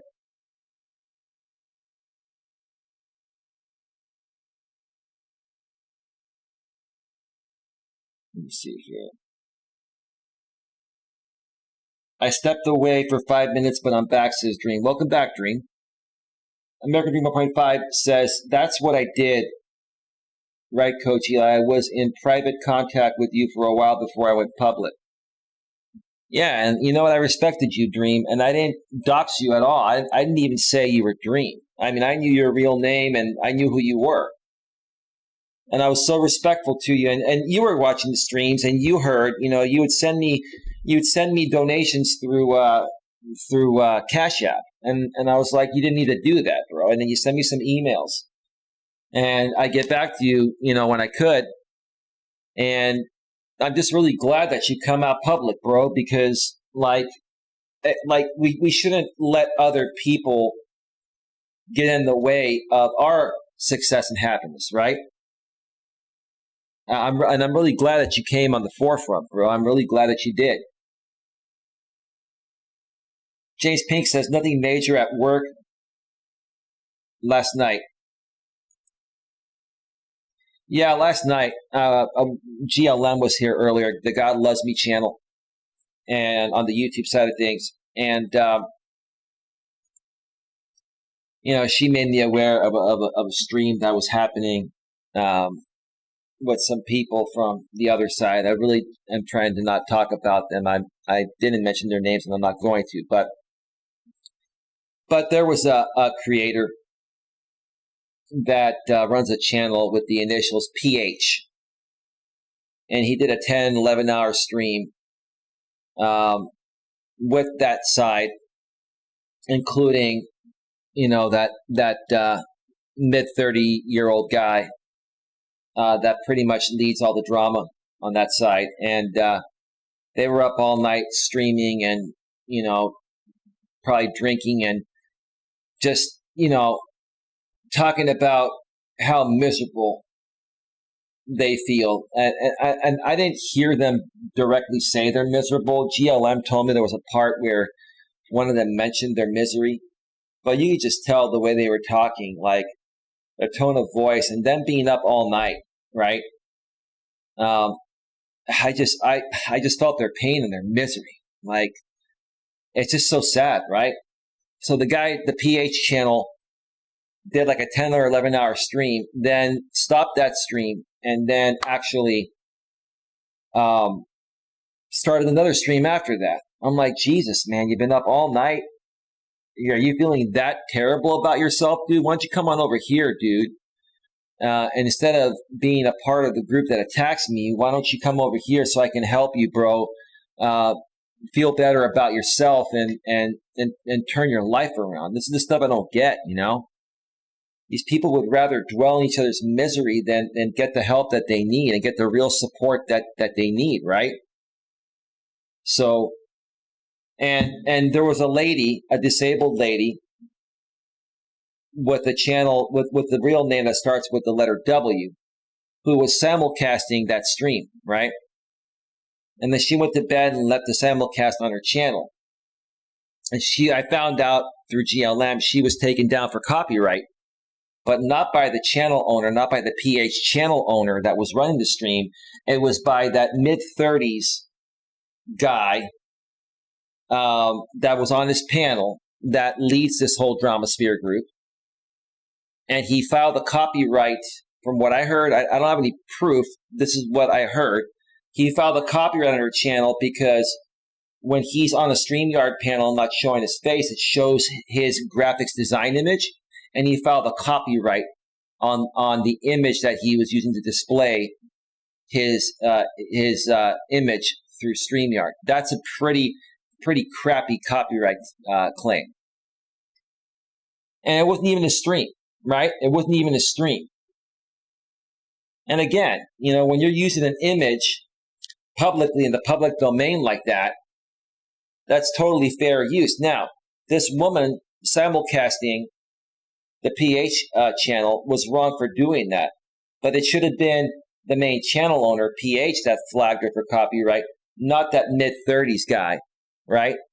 It just goes to show how unhappy and miserable that guy is and the other people are. And it's sad to me because, again, I don't want to talk about these people, but it saddens me that they would rather sink further into depression than get the help they need from good people like us and become get more uplifted and become better people. It's just really sad, American Dream 1.5, you are right, Bruce. Coach Eli has potential to become a very good-sized channel in time with patience and proper nurturing, of course. I would love to grow eventually. Also, Dream, I told you, we got to talk. We can grow together, Dream. This is what I tell people. Dream, I'm trying to offer you a golden opportunity. I want to work with you. But you got to take it seriously, Dream. You got to make time for it, and we got to be consistent. We can both grow now, right? Dream, I know you love YouTube and you want to grow. This is a chance for both of us to grow together, and I will help you. I've got the technology down.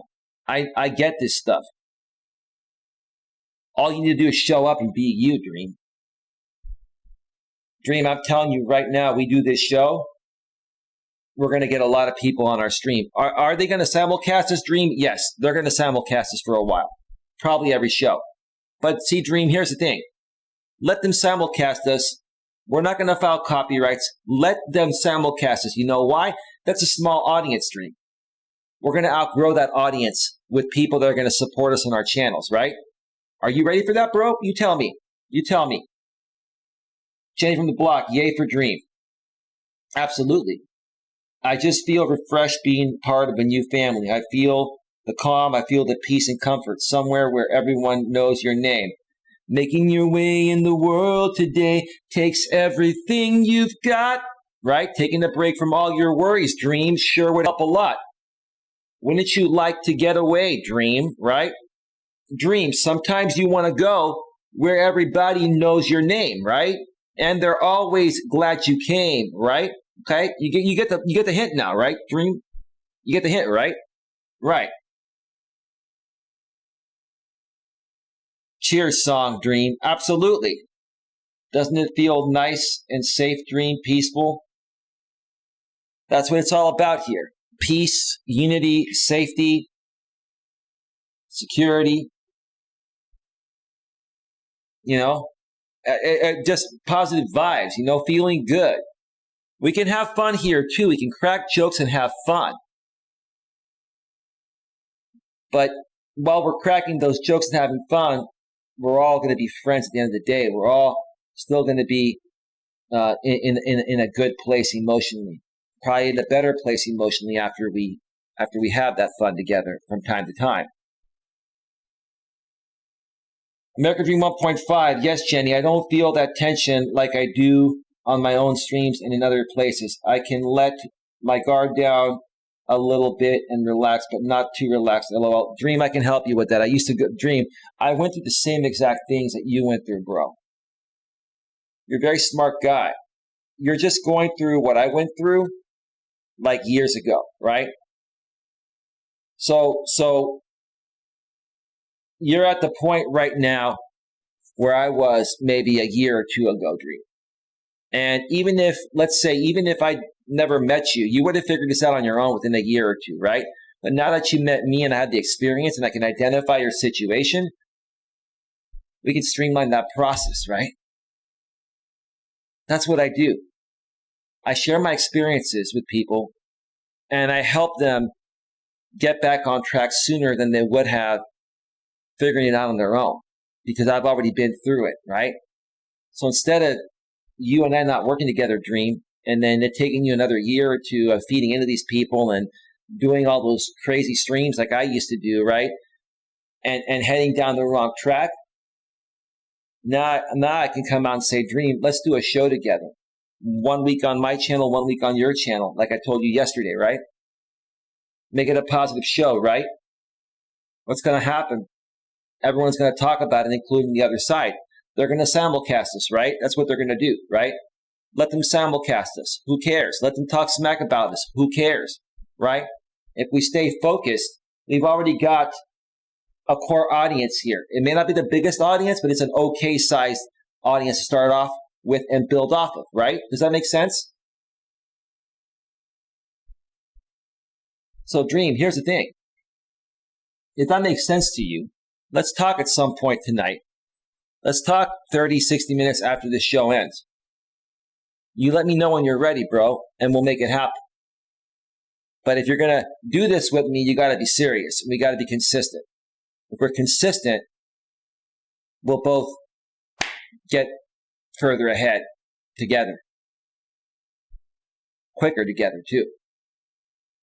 Not expecting anything, but I feel good about it. Jay from the block, exactly, Dream, 100% agree.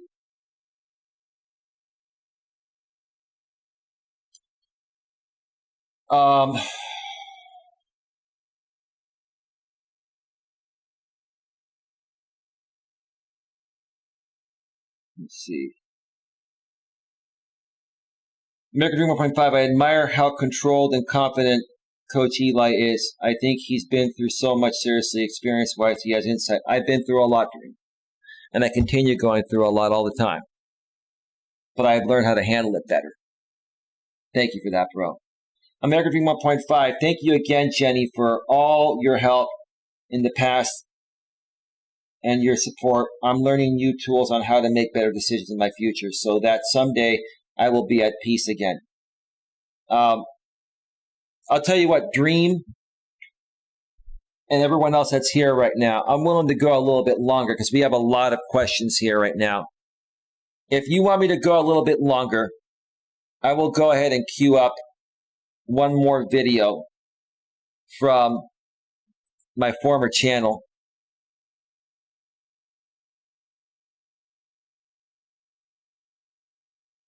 And this is a pretty funny one. I'm going to share this video here. This is a pretty funny. If you folks want me to play part of this part of this clip here, it's a good one.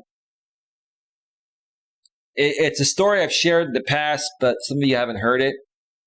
When I was back in high school and I was trying to make an excuse to my assistant principal, I think you're going to love this. So if you want me to go a little bit longer, let me know in the chat.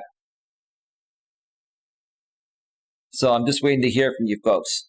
If you want me to go another 30, 45 minutes, I'll take a quick break. I'll play like half of this video on break. I think you'll love it. And we'll go from there. So just waiting to hear in the chat. In the meantime, I'll read a few more comments. American 1.5, thank you again, Jenny, for all your help in the past and your support. I'm learning new tools on how to make better decisions in my future so that someday I will be at peace again. Dream, you're already going to be at peace. Bro, I'm telling you, bro, you are at peace being here. I'm going to continue helping you get to that peaceful state that I was seeking even as recent as just a little over 6 months ago. I'll help you reach peace, bro. I will. Still waiting to hear from the chat. If you folks want me to go another half hour, 45 minutes, I'll play another clip. I must get to sleep. We have a long day planned. Okay.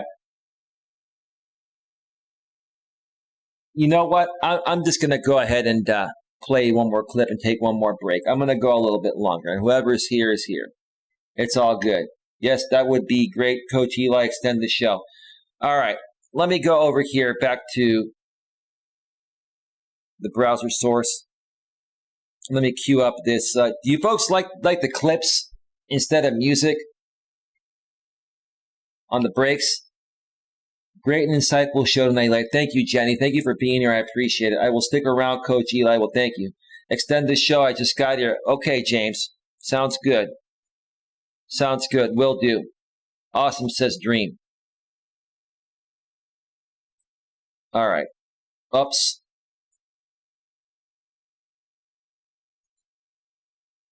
Yes. Okay. Hang on.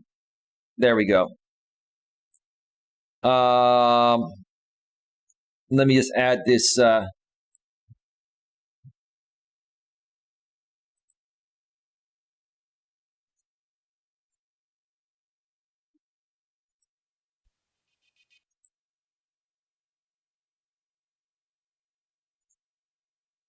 right. Give me a second here.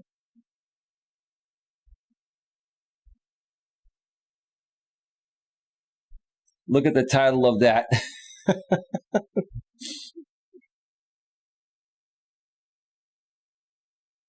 All right, folks, I am going to step away for another break. Enjoy this clip from my former channel. I think you'll get a kick out of this story here. All right, we'll be right back.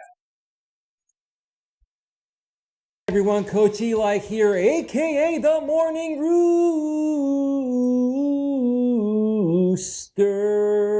Oh my God, that was ridiculous. All right, we'll be right back.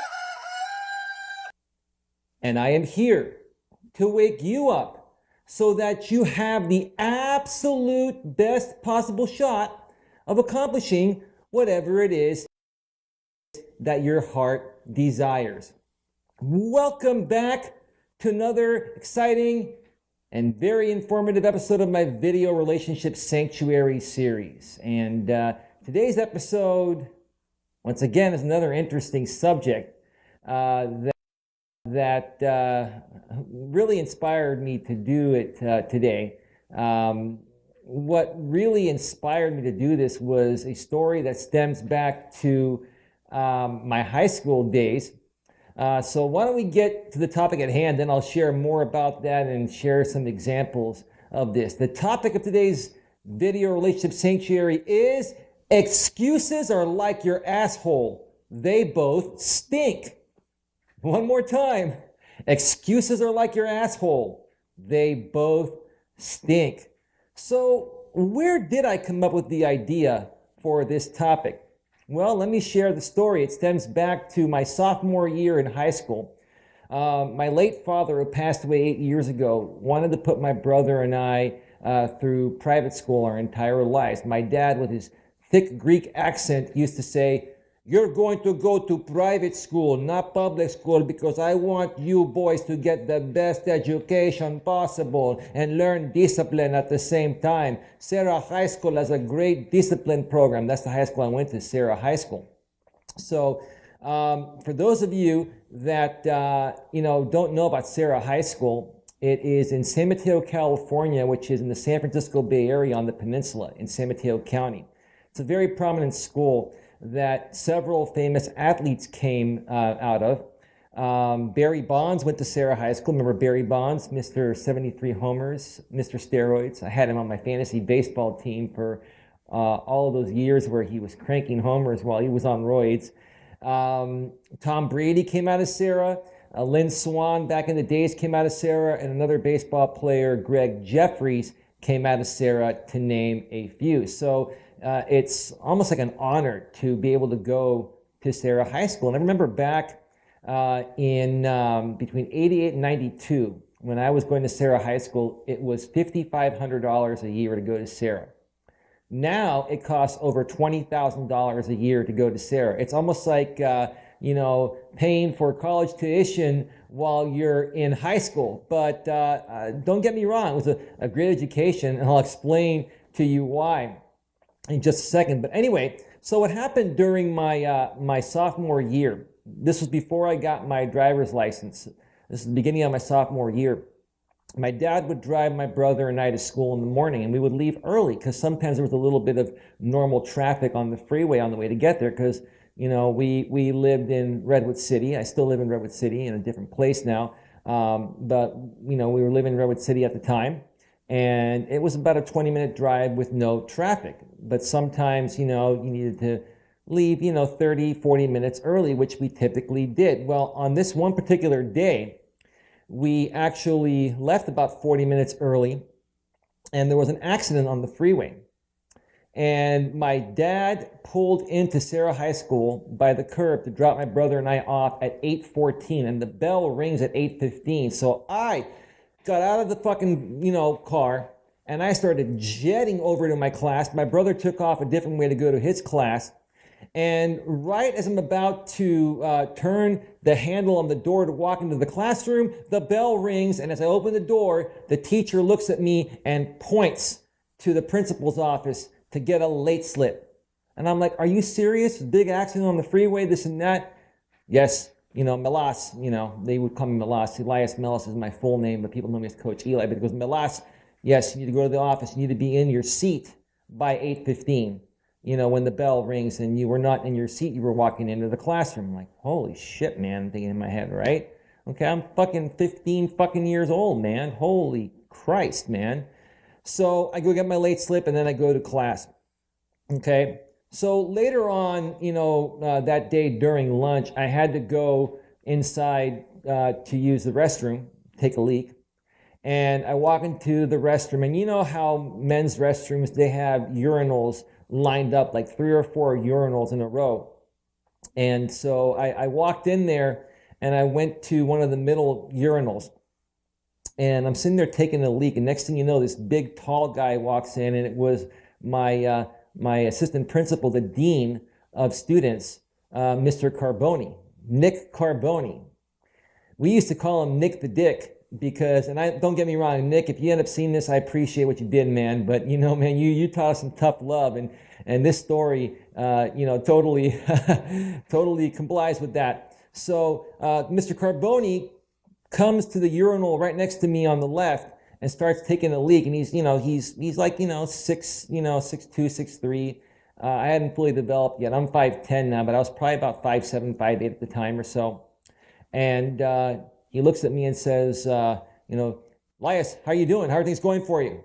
And I said, well, Mr. Carboni, for the most part, things are going quite well. But today, there was a big accident on the freeway on Highway 92. And, my dad dropped us off at the front of the school at 8:14. I was running as fast as I could to get to the class. And as I was opening the door, the bell rang and the teacher sent me to get a slip. Is there anything that can be done, Mr. Carboni? It was out of my control. There was nothing I could do. He turns at me and looks at me while we're standing there taking a leak. You know how guys do it. I'm not trying to gross the ladies out or anything like that, but that's what guys do. Guys have conversations at the urinal. We just do that. Ladies have the private stalls, because you have to sit down. Guys can just, take a leak wherever, like if I'm going on a hike somewhere and I have to take a leak and there's no bathroom in sight, I have my current girlfriend look out left and right, and I just go take a leak, because that's how we used to do it in nature. When you're out there in nature, you got to do what you got to do. But so Mr. Carboni turns to me and says, Elias, excuses are like your asshole. They both stink. And then he zips up his pants, goes over and washes his hands, and walks out the door. Now, I'm sitting there trying to let all my pee come out, not trying to gross you out, but have you ever gone to the bathroom, guys, and like if you're feeling a little nervous about something, you have to go, pee, but your pee just won't come out? Well, my pee was coming out, and when Mr. Carboni told me that, it kind of scared me, so it scared my piss back to crawl back up my, what. Not trying to be that derogatory here. So, I ended up finishing going to the restroom, and then I ended up calling my dad after that from one of the pay phones, because we did not have cell phones back then. Actually, cell phones were out, but they were attached to your car with a big antenna, and they were expensive. So we used what was called a pay phone. And so I told my dad, I'm going to be stuck at detention for a half an hour. He wasn't really that happy about that. So, was I trying to make an excuse there? Maybe, kind of, sort of. In all honesty, I felt it was out of my control because I can't control how much traffic there is on the road. And we did leave early. A typical 20-minute drive, usually won't take longer than 30, 35 minutes, even if there's traffic, but there was an accident, so it took even longer than that. And the funny thing is, at Sarah High School, when there was a major accident and a lot of, kids were running late, they would just excuse everyone and say, okay, let's allow everyone to come in till 8:30. Don't send them to the office, because if that were to happen, then we would have, 50, 60 students that were late or even more, and then they wouldn't be able to fit them in the detention hall. So, it's kind of like the problem that we have, with our jail system. We don't have enough space for all these inmates, so we have to make fancy, deals with them to kind of, clear up space for people that more so need to be there for, bigger violators and minor violators. This was a minor violation, and it was out of my control. So, I sucked it up, and that's that. And again, sometimes, you're going to make excuses that really aren't excuses, because again, it's out of your control. I have no control over the traffic on the freeway. But even in those situations that are going to happen to you in life, where you have no control, over the outcome, don't make any excuses. Don't try to use it as an excuse. Just suck it up and move on, and just look at it this way. It is what it is. Just say, hey, it is what it is. Sometimes life is just not fair, and no one really wants to hear your problems. They just want to. Yeah, I'm back. Welcome back to Navigating the Modern World with Coach Eli, live here on YouTube and also simulcasting live on Facebook. Glad you could all join me tonight. We're going to go a third round by request of the YouTube audience, because the Facebook audience is asleep tonight. Or maybe they're out partying. Who knows? Who knows? Who knows what they're doing? But yeah, sometimes it is what it is, right? Sometimes things are out of your control. You're late out of your control. Something happens. Your car can break down. Right? Anything can happen, right? Accident on the freeway, whatever, right? And people still just don't want to hear the excuses. You just got to learn to roll with the punches. Life is not fair, right? So, hey, lesson learned, right? But let me play a little bit more of this here, and then I'll check out the chat. You guys enjoying this video? Dream, and the rest of you out here, what do you think? You like the you like that story, man? That's one of my favorite all-time stories there. Go on with their day, and they want you to go on with your day. So that's what ended up, happening here. Let me mention a couple other, situations here where Bruce. Excuses are like your asshole. They both stink.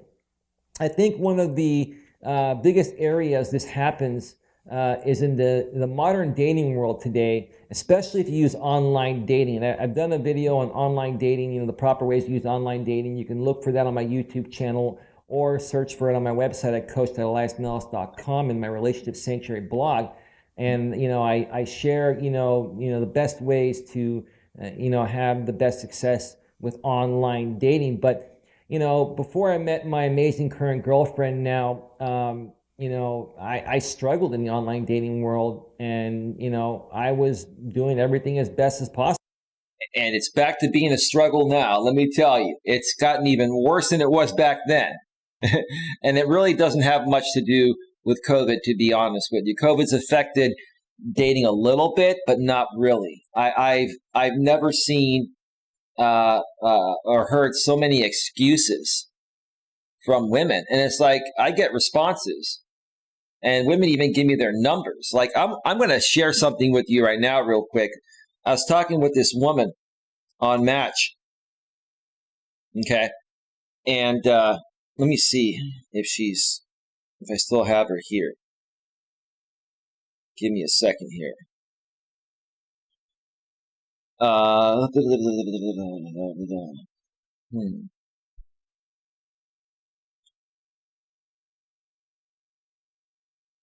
This woman is a 38-year-old woman, and she has a couple kids. And she basically wrote, "Oh, wow, what a beautiful and humbling compliment that is. Thank you. What gives you that impression?" So I wrote her a nice email, like her profile.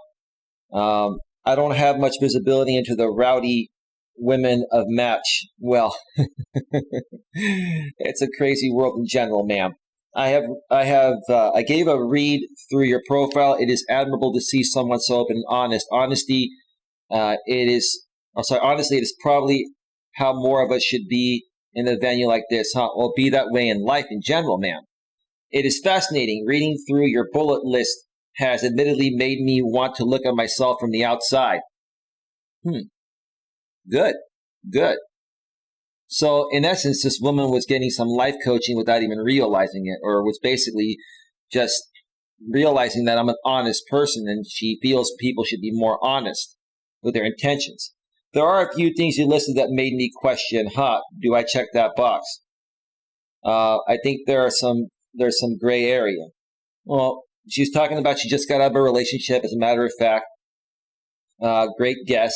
A long distance with who I thought was legitimately my last chance at real, honest love. I am, however, ready to find the love of my life. I have lots and lots of love to give, and it turns out he's not the one who wanted to accept it. I'm on Match because I think it is time for me to see that there are other chances at love out there for me. Number 2, this one's complicated. I just joined Match maybe a month ago, and as we speak, I'm trying to sort out how to navigate 2 great guys who already want to meet in person. They don't want to waste any time either. I don't blame them.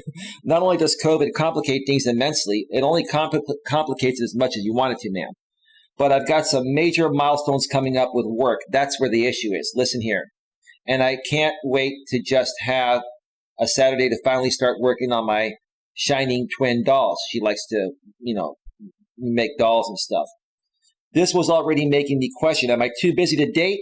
Yes, ma'am. That's what it sounds like. But you're contradicting yourself saying that that's what you really want. On one hand, you don't like being lonely. On the other hand, you don't want to make the time for a good guy to come in, and you don't recognize when a really good guy comes in. Am I not invested enough?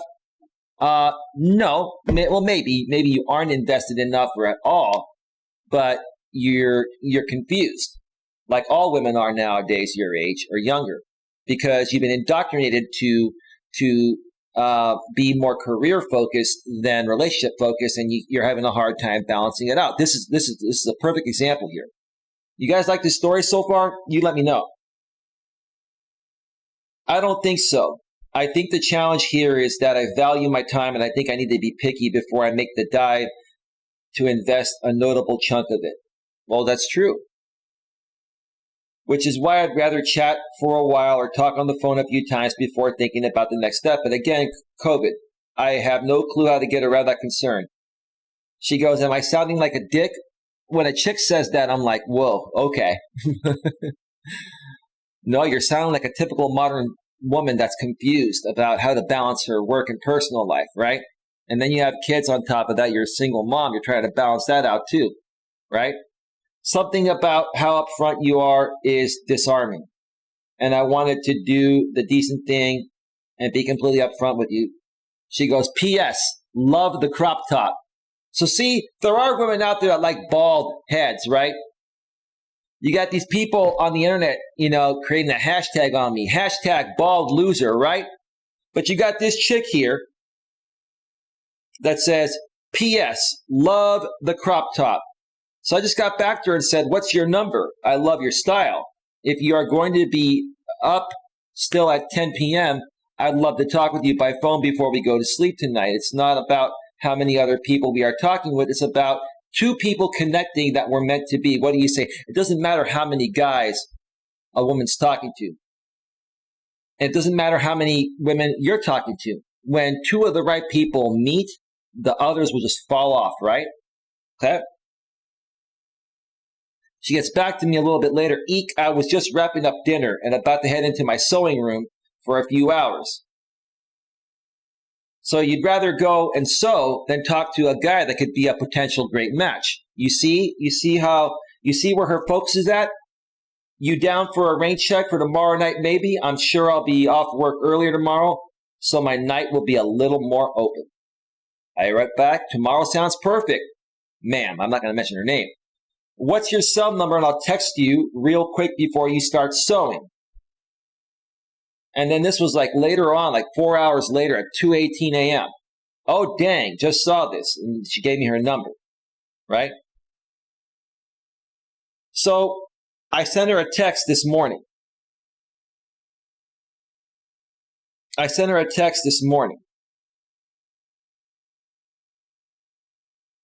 wrote to her, hi, ma'am.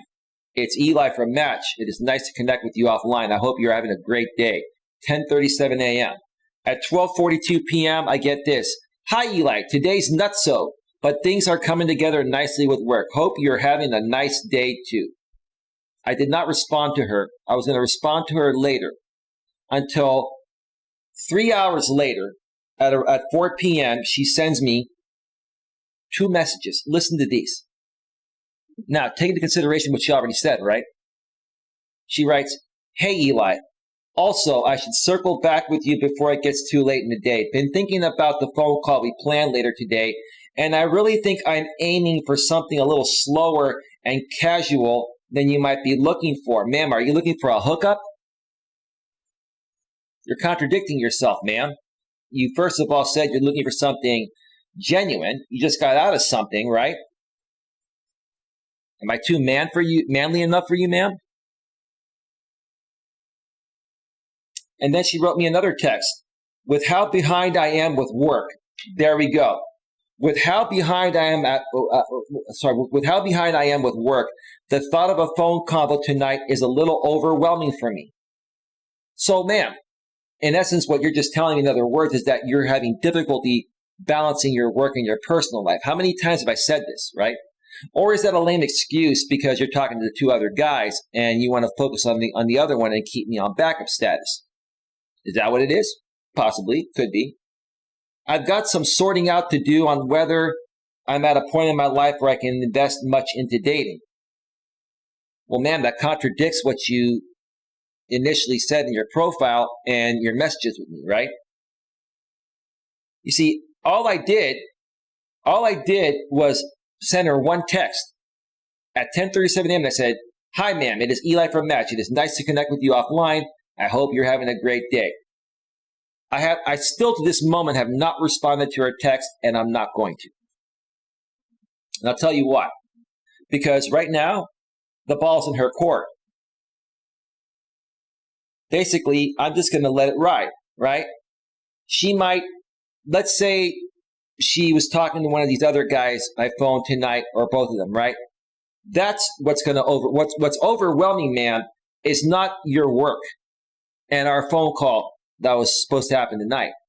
What's overwhelming is that you got 2 other guys that you have a scheduled phone call with, right? That would be overwhelming to add a 3rd guy, right? So what's going to happen? Let me tell you what I think is going to happen. Let me guess what's going to happen, and I'll update you folks if something comes out of this, right? She's going to talk with these guys maybe for a couple nights, maybe a week or so, right? Right? And it's not going to work out because I know most guys are not what I call a 3% man. Coach Corey Wayne coined the phrase 3% man. Okay?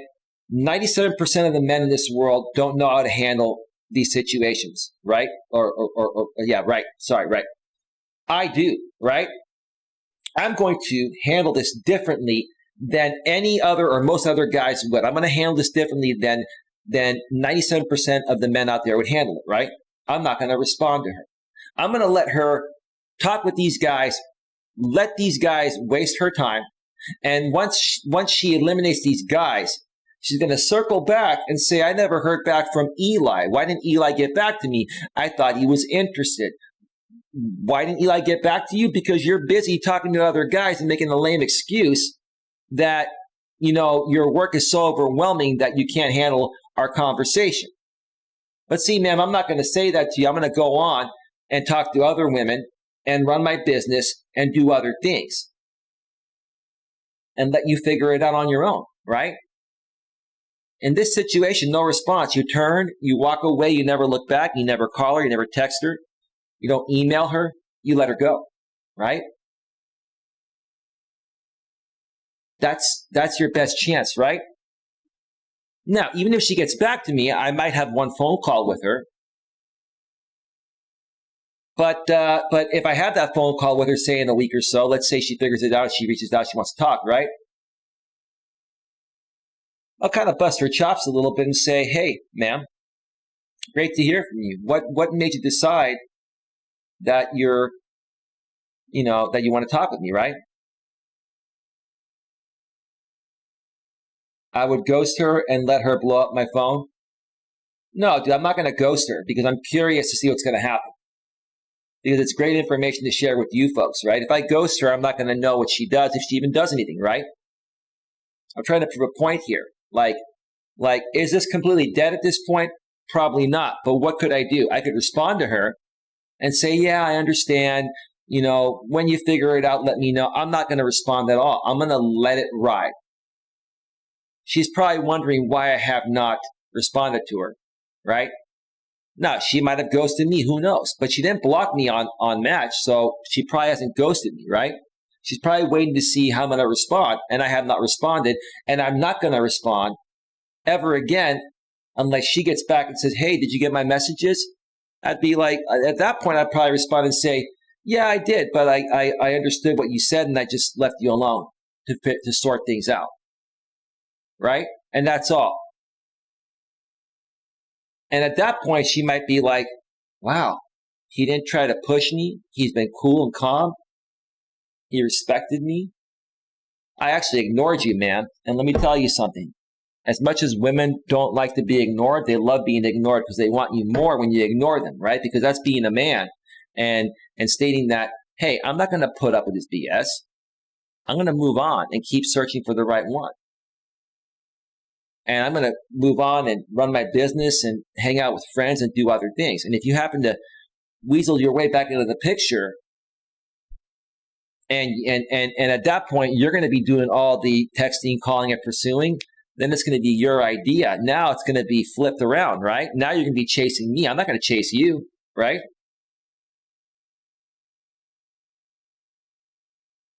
I'm not going to chase you. Most guys would be like, well, hey, just keep my number in case you change it. No, I'm not going to give you anything. No response. Guys, let me tell you something. Radio silence is the best thing, right? If you're trying to get an ex back, the best way to do it is say, hey, look, if they try to friend zone you, you say, hey, look, I'm not interested in being friends. They might say, well, why not? It's like, I still think you're a good guy. It's just, it's just not going to work out between us. Well, listen, I'm not interested in just being friends because I really liked what we had. I think you're hot. I had fun with you. And it would be difficult for me to be around a beautiful woman like you and not want to be intimate and close, right? So I'm going to respect your wishes, but I'm going to let you go so you can figure out what you want. But give me a call if you change your mind. And that's it. You turn, you walk away, you never look back. You don't call her, you don't text her, you don't email her, nothing at all. Zero. Let it ride. If she starts to miss you and reaches out to you, then and only then is there a possibility of it working out. She's the one that broke up with you. She's the one that has to bring it back, right? But if she reaches out to you at that point, you invite her over to your place 3 times. And if she tries to, you invite her over to your place 3 times and you say, hey, why don't you come over to my place, bring a bottle of wine, and we'll cook dinner together, right? 3 times. If she says, no, I'd rather go out and do something. At that point, you come back and you say, this is straight out of Coach Corey Wayne's 3% Man. I love Coach Corey Wayne. Amazing. This is what you say at that point. You say, I've had a long week at work and I don't really feel like going out, If you don't want to come over and bring a bottle of wine and cook dinner with me, then give me a call in 2 to 3 weeks and maybe I'll be up for doing something formal at that time, more formal, right? I actually, told Dana about that when I was with her. I asked Dana if that's what happened in that situation, and I told you, give me a call in 2 to 3 weeks, and maybe I'll be up for doing something formal at that time. I said, Dana, would you like that? She's like, don't ever effing do that to me. Well, don't give me a reason to then. I'm like, right? Most guys can't keep radio silence because they're beta males, dude. They see a hot chick and they gotta have the punani, bro. That's what they want, right? If you want the punani, you gotta pretend like you don't want it, right? You gotta be cool and strong about it, right? You get more punani being cool and calm and not worried about getting the punani. Women will sniff it. Women will sniff that out of you. If you're desperate, women will sniff it out of you. They will. They absolutely will. So yeah, you tell the woman, well, I'd rather meet you out and go to dinner or something. Oh, I've had a long week. I'm a little tired. I just feel like chilling at my place. If you don't want to come over and bring a bottle of wine and cook dinner with me, then give me a call in 2 to 3 weeks, and maybe I'll be up for doing something formal at that time, right? A woman that's really into you and wants to reconcile and misses you is not going to want to wait 2 to 3 weeks. If that's her only option, she'll be forced to either say, hey, I'll see you in an hour, right? Or screw this, I don't want it, right? Most of them will say, I'll see you in an hour, right? She comes over, bottle of wine, you're cooking dinner, you sit on the couch, you make out, one thing leads to another, boom, boom, boom, boom, boom, right? Doon, doon, doon, right? Then you make love to her. I'm gonna be professional about it. You make love to her, you bang the living what out of her, right? Make her feel good to the point of where she never wants to leave that again, right? And then you do that 2 more times, the next 2 times before you even take her out again, just to see how honest she is. Eli is a pimp behind the scenes. You have no idea, bro. I'm not really a pimp or anything, right? I want a good woman. I'm not a one-night stand kind of guy. But if I wanted to be a pickup master, I could be. I'm just not that kind of guy. You have some pickup skills in order to get a date to date a woman long term. But I'm not about the one-night stand kind of thing. But that's how women are. There's a lot of competition, and a lot of these beta guys are doing the same thing, right? It's the same thing. They're kowtowing to these women, right? They're putting them on a pedestal. And for me, it's like, listen, you either want to be with me or you don't, right? You're either ready or you're not, right? That's the bottom line. And if you tell me you're ready, give me your number. I text you to arrange a call. Now you're making excuses that, work's a little busy and our conversation to be a little overwhelming. If you're going to BS me because you got 2 other guys you told me you're talking to already, then I'm not going to respond to you, right? But I'm not gonna ghost you or block you on message. There's no reason to at this point. You haven't gone crazy. You've given me a lame excuse. But I'm gonna see what happens, right? I'm not gonna focus any energy on you. I'm gonna leave you on the back burner, right? All right. Instead of you friend zoning me, I'm gonna friend zone you. Like I'm putting you in the friend zone right now. You're on backup status, not me, right? You see how you flip it? Yes, you're right, Bruce. Boom, boom. That's right. Possible, I wasn't being overbearing, and I was just being a cool, normal, down-to-earth guy. But what ends up happening is, women get really scared if they have 1 or 2 bad experiences online, and then they make the new guy that they're interested in, which happened to be me back in those days, they make us work for it. And, they end up...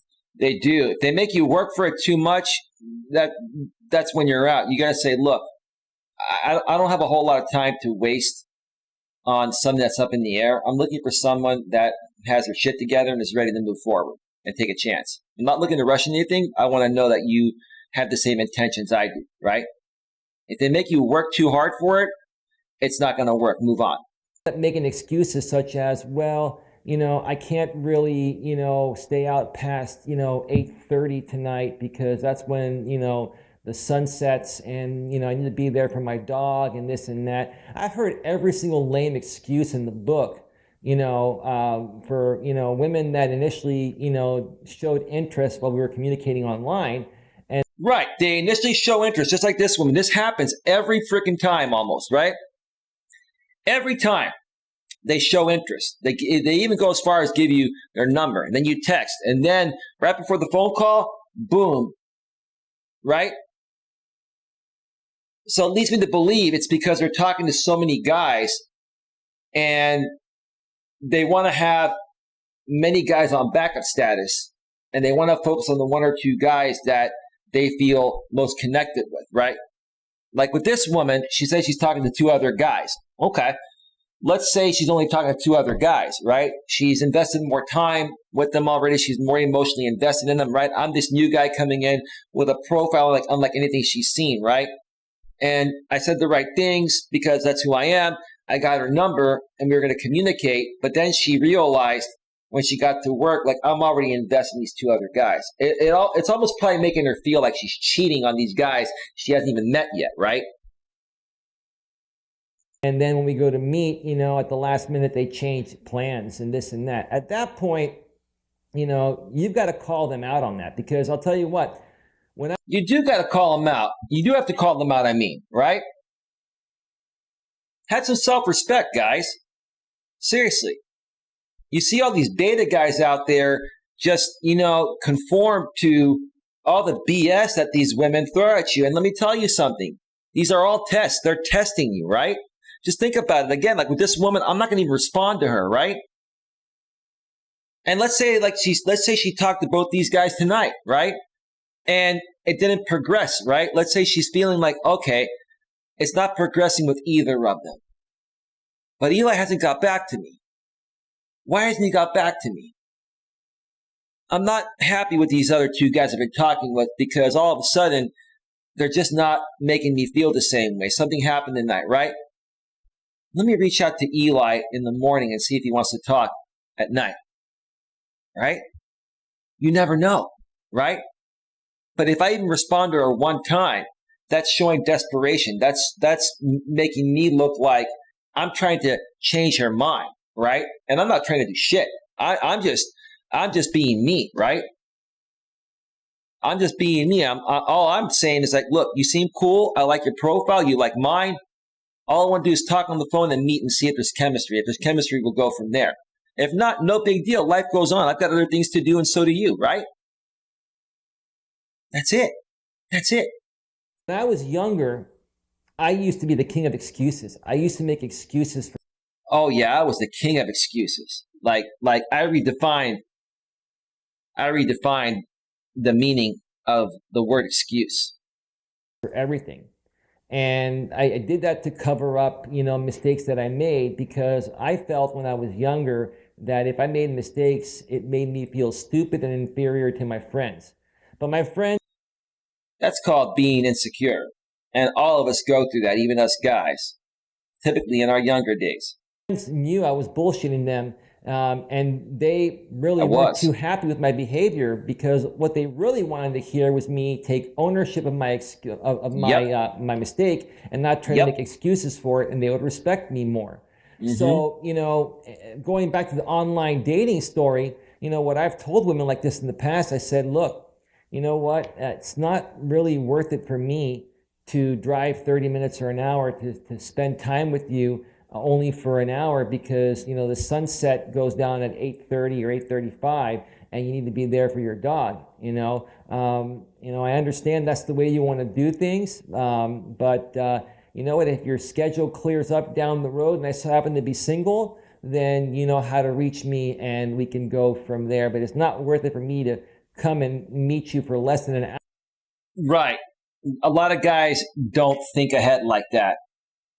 And that comes with experience and discipline as you get older. Okay?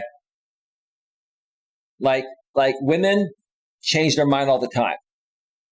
That's normal for women. That's part of their biology. You got to understand that chemistry is either going to be there or it's not. They're going to know within 3 seconds if they want to be with you or not when they see you. And same with you. Right? Okay? But is it worth it to drive out somewhere like an hour distance if they're only going to give you like a short amount of time, or if they can only meet you during the daytime. I've said this before and I'll say it again. On the first date, you never want to meet a woman during the daytime, guys, and never take her to lunch. I would never take her to dinner on the first date. I would meet her at night, meet her like in a Safeway parking lot or a supermarket parking lot, and just sit in each other's cars and just have a 20 or 30-minute conversation. You can typically gauge within a few seconds if an initial spark's happening. You can kind of tell. You can definitely tell probably after 5 or 10 minutes if you become as intuitive as myself. But if you don't, you can look at the woman's eyes.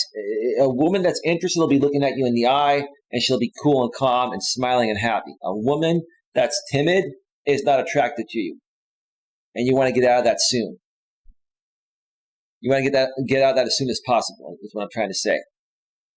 Eli spitting straight facts. Well, I'm trying to help you guys from investing too much time in something that's never going to go anywhere. Some women will be nice to you to keep you on backup status, right? But that's where you're going to indefinitely end up staying if you accept that. Because once you accept backup status, you will never be respected as the alpha male that she's looking for. Never. It's the truth, Bruce. It's the truth. Hour and drive an hour to get there and an hour back. I'm going to be on the road more driving, and even being stuck in traffic. I'll probably be on the road for 2.5 to 3 hours to spend less than an hour with someone. Right. If your round trip destination is going to be longer driving by car than the time you spend with a woman, it's not worth it. Now, if you're meeting for the first time for 30 minutes, you got to do what you got to do, right? But after that point, you got to, if a woman wants to see you a second time and she only wants to spend like an hour with you, each time for the next few times after that, it's not worth it, especially if she lives an hour and a half away from you. You don't, beyond the first meeting, you don't want to spend time with someone if your round trip drive is going to be longer than the time you spend with them. Just think about it. Think about it. You want to be with someone that's going to be excited to meet you and is not going to put a time limit no matter what's going on, regardless of whether. When a woman's excited about you, like my ex Dana was when I met her, there was no time limit. She showed me affection. When she first met me, she grabbed onto my shoulders, and I was like, Jesus Christ. She grabbed my hand because we had a great conversation. She just felt it. And I was like, okay, this is real simple. When there's chemistry, as a man, you don't have to do anything. You just have to show up and be cool, right? That's all. That's all. The right woman, a good woman that's naturally attracted to you, is going to show you her interest quickly, very quickly, if she's in the right place and ready for a relationship. Whether they're working the next day or whether they have a dog to feed or this and that. So a woman that's really interested in you is not going to make those excuses. So, as a man, if you're in that situation, you want to basically tactfully call them out on it. You don't want to be a jerk, but you want to basically make them aware that, hey, my time is valuable and I'm going out of my way to come and see you because, Oh, when I call women out on that stuff, they get so annoyed because they know I'm right. Whenever I feel a woman's wasting my time and I say my time is valuable, they say that's pretty selfish. I'm like, no, I said, isn't your time valuable? Like, listen, I'll give my time to anyone that values my time. Well, what are you saying? I'm not valuing your time? No, you're not.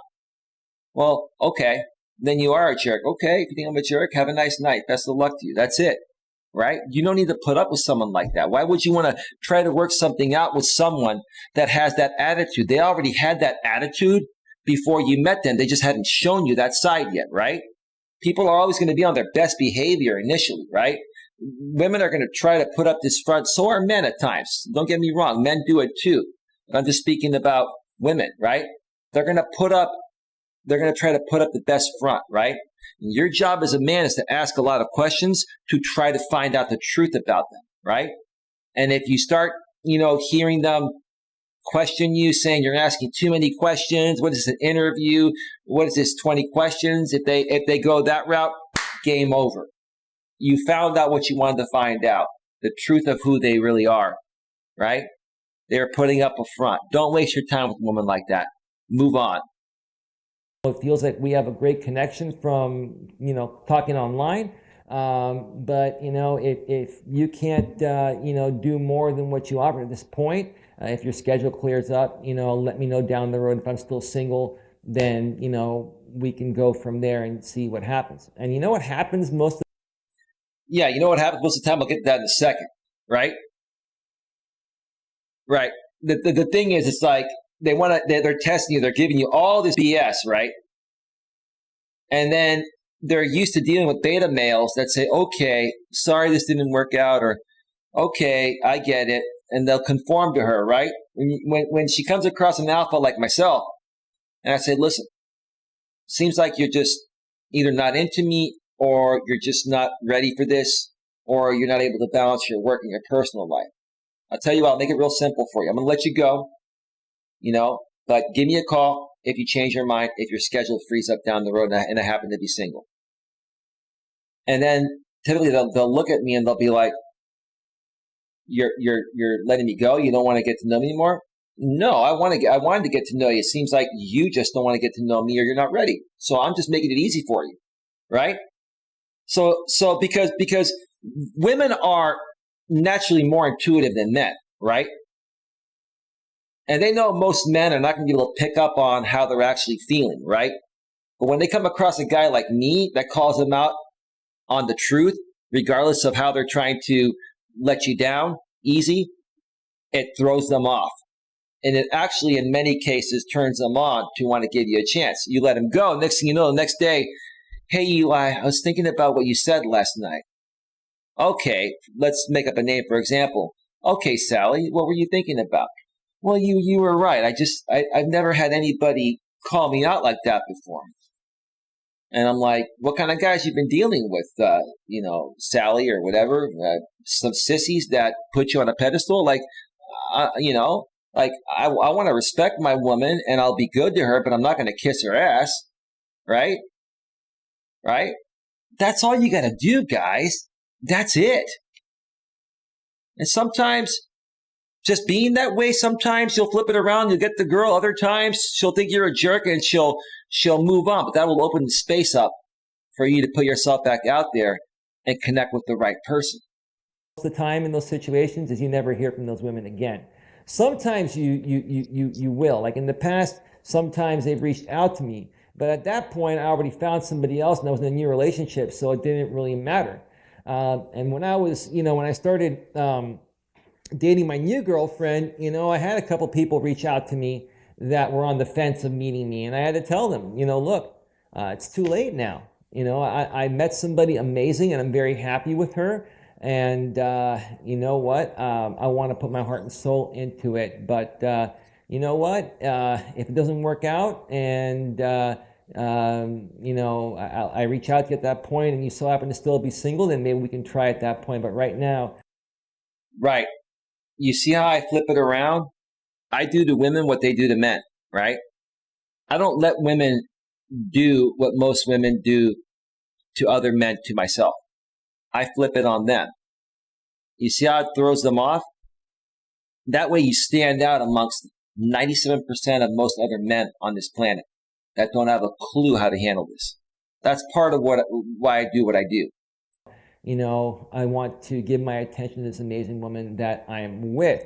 Okay, so that's another area where excuses are very common and very frustrating. And typically guys don't give a lot of excuses when it comes to meeting a woman. A guy typically wants to meet a woman as soon as possible and try to move things along as quickly as possible. That's Not right. because we're trying to rush into sex or trying to, marry them on the second date, because we want to know if there's something actually there and that they feel there's something there, because we don't. Well, the thing is, you're not going to know if she feels chemistry for you and you feel chemistry for her until you see each other. You'll know within 3 seconds, typically after you meet. The longer you talk on the phone and text, the more you're prolonging that. If it doesn't work out, the more time you wasted, right? Get to the freaking point. We don't want to waste our time. It's come to the point for me that right now, and I'm glad I'm with an amazing lady, but if I was single, for me right now, I have zero tolerance for excuses and BS. If a woman doesn't show a high level of interest, towards me, and if I can't feel that excitement, that's if I happen to be single, which I'm not, then I wouldn't even give her the chance. And when I met my girlfriend, Dana Agni, who's done, a few videos with me here on my channel, and we'll do some more coming up very soon, that high level of attraction was felt immediately in the way she responded to an email I sent her on Match.com. There were no excuses there. And when there are no excuses... She messaged me back within an hour. It was an exciting message. She sent me her number. I said, when you free for a phone call? She said, in a couple of hours when I get home. Wow. I talked with her on the phone. I said, this is kind of crazy. I know you live an hour away. But you know what? I don't want to let this good feeling go. How about I hop in the shower, get ready, and let's just meet briefly for half an hour or an hour, like at a supermarket parking lot or something. She said, that sounds great. You sure you want to drive all that way? You want me to meet you halfway? I said, no, I'm a gentleman. I'll come and meet you. That's when I met her at a parking lot of the supermarket in her area. And right when she came out of her car, I came out of my car, she came up to me and gave me a big hug before I could even give her one. And she latched onto my arm, and we walked around the neighborhood. She put her arm around me, and I put my arm around her too. But I was like, wow, dang, this woman is definitely interested. I mean, I'd be blind and deaf if I couldn't tell how interested she is. That's the kind of woman you want. You want a woman that's excited to want to meet you and shows excitement when she sees you. Most women nowadays, they're so angry and bitter, and they've been through so many things, giving the wrong guys a chance, right? Just like this woman I was talking to. I know I treat her well, right? I'd be a good guy. But instead, she's got two other guys she's talking with. She's been talking with them for a while. She still hasn't met up with them because they haven't even asked her for a date, probably. And she's probably throwing the COVID excuse their way. And I'd be like, listen, I don't have COVID. You don't have COVID. Things are getting better. I'm not going to let COVID slow down my life. I'd say, look, I'd like to meet you. Let's come meet for 30 minutes at a parking lot of a supermarket in your area and see if it's there, right? So she's going to give these guys a chance. They're going to waste her time. Then she'll probably become angry and bitter and jaded, right? When she could have given the right guy a chance, right? That's what happens. It's funny. It's funny. It's really funny. It makes everything feel, so much easier. Another thing, one final thing I'll mention before I wrap up this video. I remember back in my grammar school days, and this is for you young kids. Maybe you can learn this sooner than the rest of us did. I used to make excuses, to my grammar school teachers when I didn't complete my homework. And I would say, I would give the classic lines that everybody would use. My dog ate it, or it fell in the, trash compactor and I have to redo it, and this and that. And, I spilled my breakfast on it this morning, and, I had to throw it out. And that's a bunch of BS. You don't want to do that. Even, as much as, you're going to try to cover it up at that young age because you really don't know any better, because you don't want to get in trouble. It makes you look worse than just coming out and saying the truth. Hey, Mr. Smith, or, Mr. or Mrs. Garza. All right, we've seen enough of that there. I'm going to switch back over to full screen. Check out the chat real quick one last time, and then we're going to wrap this up. We are at 2 hours and 43 minutes is what I have on my end. On the YouTube side of things, yes, there we are, 2 hours and 43 minutes. Okay, cool. Let's see. Jenny from the block, Dream, you are great and will always help you. You have grown on me. You will find it will get easier and easier every day, finding inner peace. Okay. Let's see here. James Pink says, oh yeah, GLM mentioned that last night on your stream. She did. She did. Yeah, you're talking about the copyright strike that was issued on that lady's channel that happens to be disabled. Yeah. American Dream 1.5, nice shot, Jenny. James Pink, wow, he took down a channel that's really rich for someone who always seems to be reusing others' contents. Right. That's the hypocrisy with that guy. The hypocrisy with that guy, and again, I'm not going to mention it because, like I said, I'm trying to really not talk about these people at all, right? The hypocrisy with that guy is that he criticizes people for taking him down, then he takes other people down, right? And then he restreams other people and flags down other people that are restreaming him or his friends. This wasn't even his channel, right? Now, I have not seen this. I have not verified this story. I'm taking GLM's word for it. I really don't care.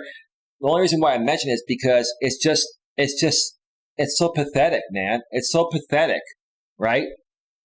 The dude is, the guy running the channel, that was running the stream last night, PH, the initial of his channel, I don't want to say his derogatory channel name, was on for over 10 hours. And then this mid-30s guy that leads this Dramasphere group was on there the entire night, right? And then he goes and flags down the video, the simulcast of the disabled woman. And it wasn't even his stream that was being restreamed. He flagged down his image that he was using on StreamYard instead of being on video. That is how shady and sneaky and snarky and low this guy will go. That's why I just would never make a deal with this guy. But more and more people are finding out about how he is, and I'm telling you, it's only a matter of time, honestly, before he gets tired of even doing this. He's going to get tired of being a drama king or drama queen. It's going to get old, bro, even to him. You're right, Coach Eli. Let's get it. Whoop, says Jenny from the block. Let's do it and leave the past behind, says Dream. Heck yeah, says Dream. Woo-hoo, says Jenny from the block. This is a while back before my break. We're just catching up now.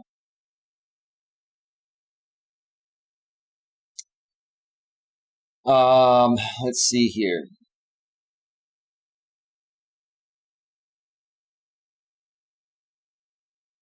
Let me see.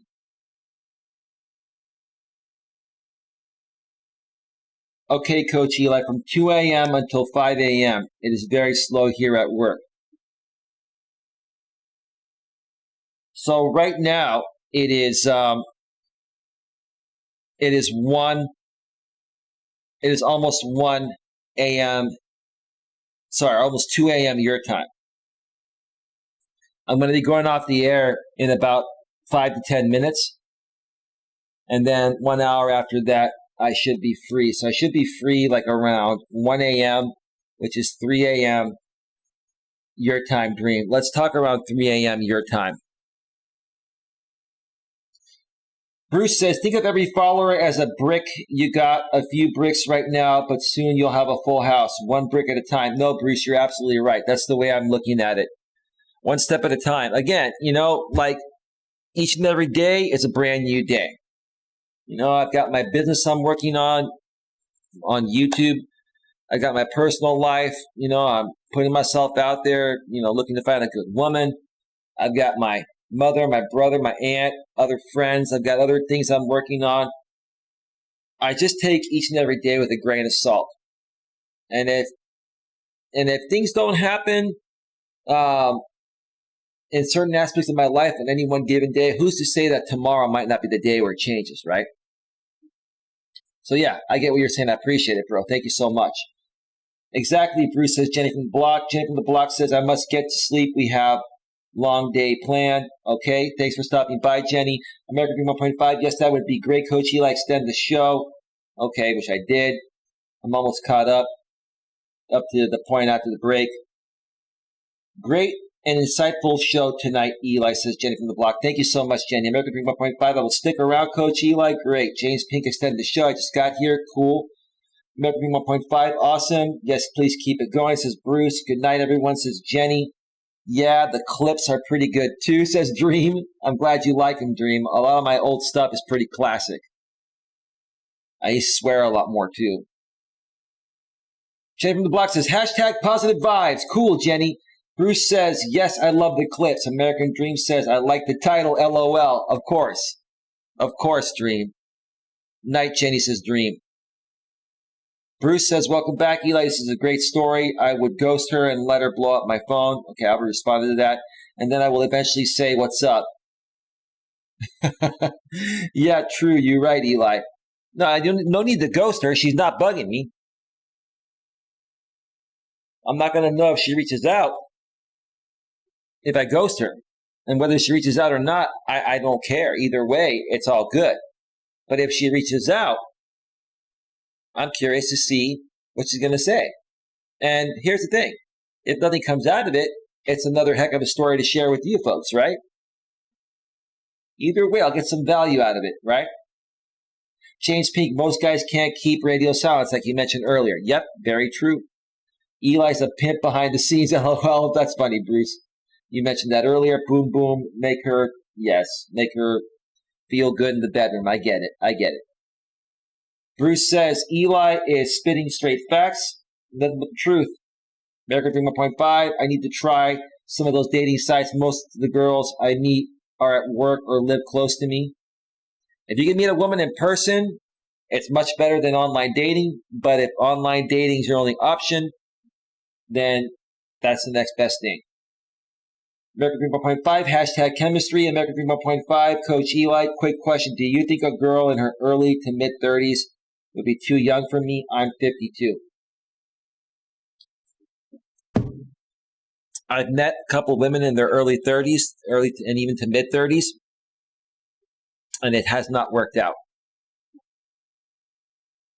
I have not been able to work out a relationship or even get a second date with a woman in her early to mid-30s since I was closer to that age. Those women, they want to date guys their age. And if they date men that are older, they're going to date the most sexiest, attractive men that have lots of money.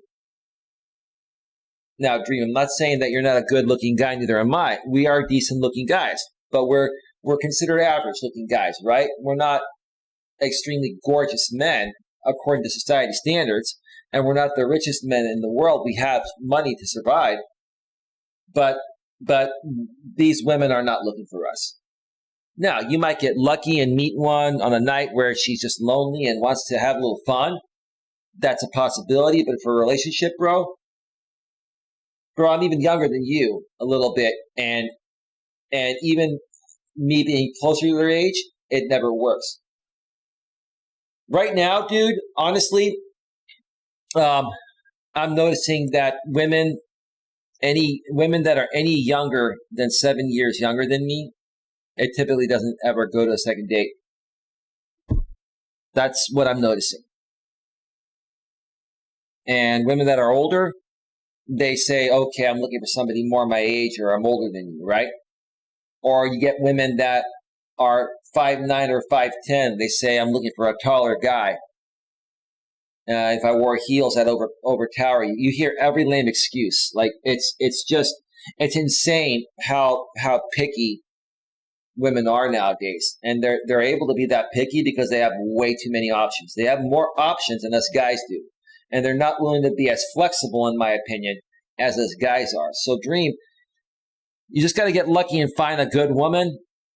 All I'm looking for is an average-looking woman that has a sweet, loving personality. That's it. I'm an average-looking guy, right?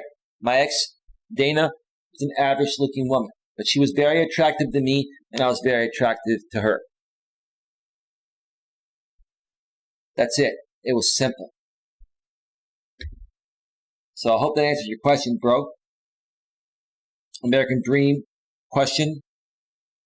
Okay, I just answered it. Bruce Carpel. I am not a fan of online dating. I'm an in-person guy. Okay, to each its own. If you have options to meet people in person, that's great. That's even better. Exactly, Coach. Time is value, says Dream. American Dream 1.5, I need to adjust my thinking into your frame of mind. You're no nonsense and you get what you want. That's what I'm talking about. I don't always get what I want, Dream, but I don't waste any time with something that's not right for me. So you got to understand, you're not always going to get what you want by being upfront, but you have a better chance of getting what you want because you're not going to be wasting a lot of time with the wrong people, right? Eventually, you're going to find someone that's going to work, right?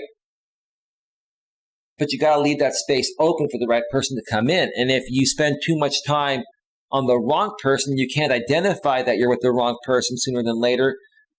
That's going to burn you out. So yeah, it's not about always getting what I want. I wish I always got, or I wish I would always get what I wanted. But even when I don't get what I want or what I feel I deserve, I don't waste too much time with the wrong person because I've learned how to identify what's right and what's wrong. Much better than in my younger days, bro. That's what I'm trying to help people here with as well. And that's what you were asking. Great question. Great question. Let me see here.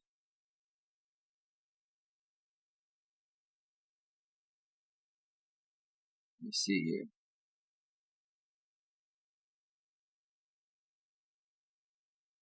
Where did I leave off at? American Dream 1.5, they have no honor or commitment, Coach Eli.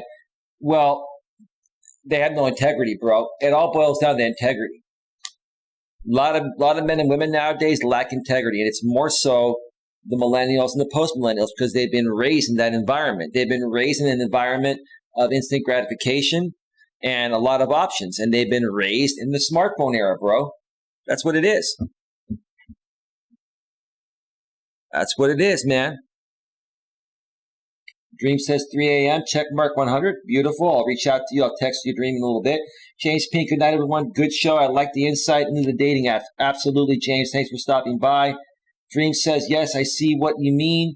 Dream says 7 to 10 years. Right, Coach? Yeah. Dream, I think the sweet spot would be anywhere from, your age to 7 years younger. That's what I'm noticing. Now, that's just what's worked for me. But you also have to understand that the oldest millennial right now is age 40, right? I'm Generation X, right? So in essence, for me, it's not dating a millennial woman. It's dating a Gen X woman that was raised in the same ways as I was raised, like my ex Dana was, right? So you're not only looking at, not going too much younger or not going really any older because you're already married to somebody 10 years older and look how you're feeling. It's not working out, right? But you also have to look at the generational difference. You're Gen X like me. You go way too young, you're going to be getting into millennial women that have different core values and ethics than you do, bro, right? Not all of them, but a lot of them do, right? So that's part of the gap right there, bro. Just my opinion, but hey, it's been pretty consistent. Good night, James, says American Dream 1.5.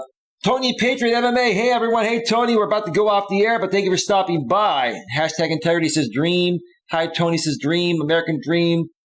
Hello, says Tony Patriot, Mr. MMA. And American Dream 1.5 says exactly. All right, folks. We have been on for 2 hours and 58 minutes. Maybe I'll wait a couple more minutes and let this show go to exactly 3 hours. I did not expect to be on for 3 hours tonight, but it was another great show. Another great show. Your opinion matters to me? Well, Dream, that's nice. I appreciate that. I appreciate that. Hey, Dream, let me ask you one more thing before we get out of here. And I wasn't trying to be too harsh yesterday, but do you now have a better understanding of, dealing with, people that you really wish you could repair a friendship with, and it's just not possible, meaning that you come across certain people that have no intentions of being friends. They're just instigators for entertainment. Have you kind of thought about that and realized that no matter how hard you try to make peace with people like that, that's not what they want, and it's never going to happen no matter what you do. So it's almost like spinning your wheels in the mud or in the snow, right? It's like you're spinning your wheels. You're not moving, right? Does that make sense to you, bro? Wow, long stream, says Dream. And all in high quality 1080p HD, right? Yes, Eli, I like your high quality streams. Very high quality, like Dream said yesterday. Yeah. Oh, Dream. Dream. Dream, dream, dream.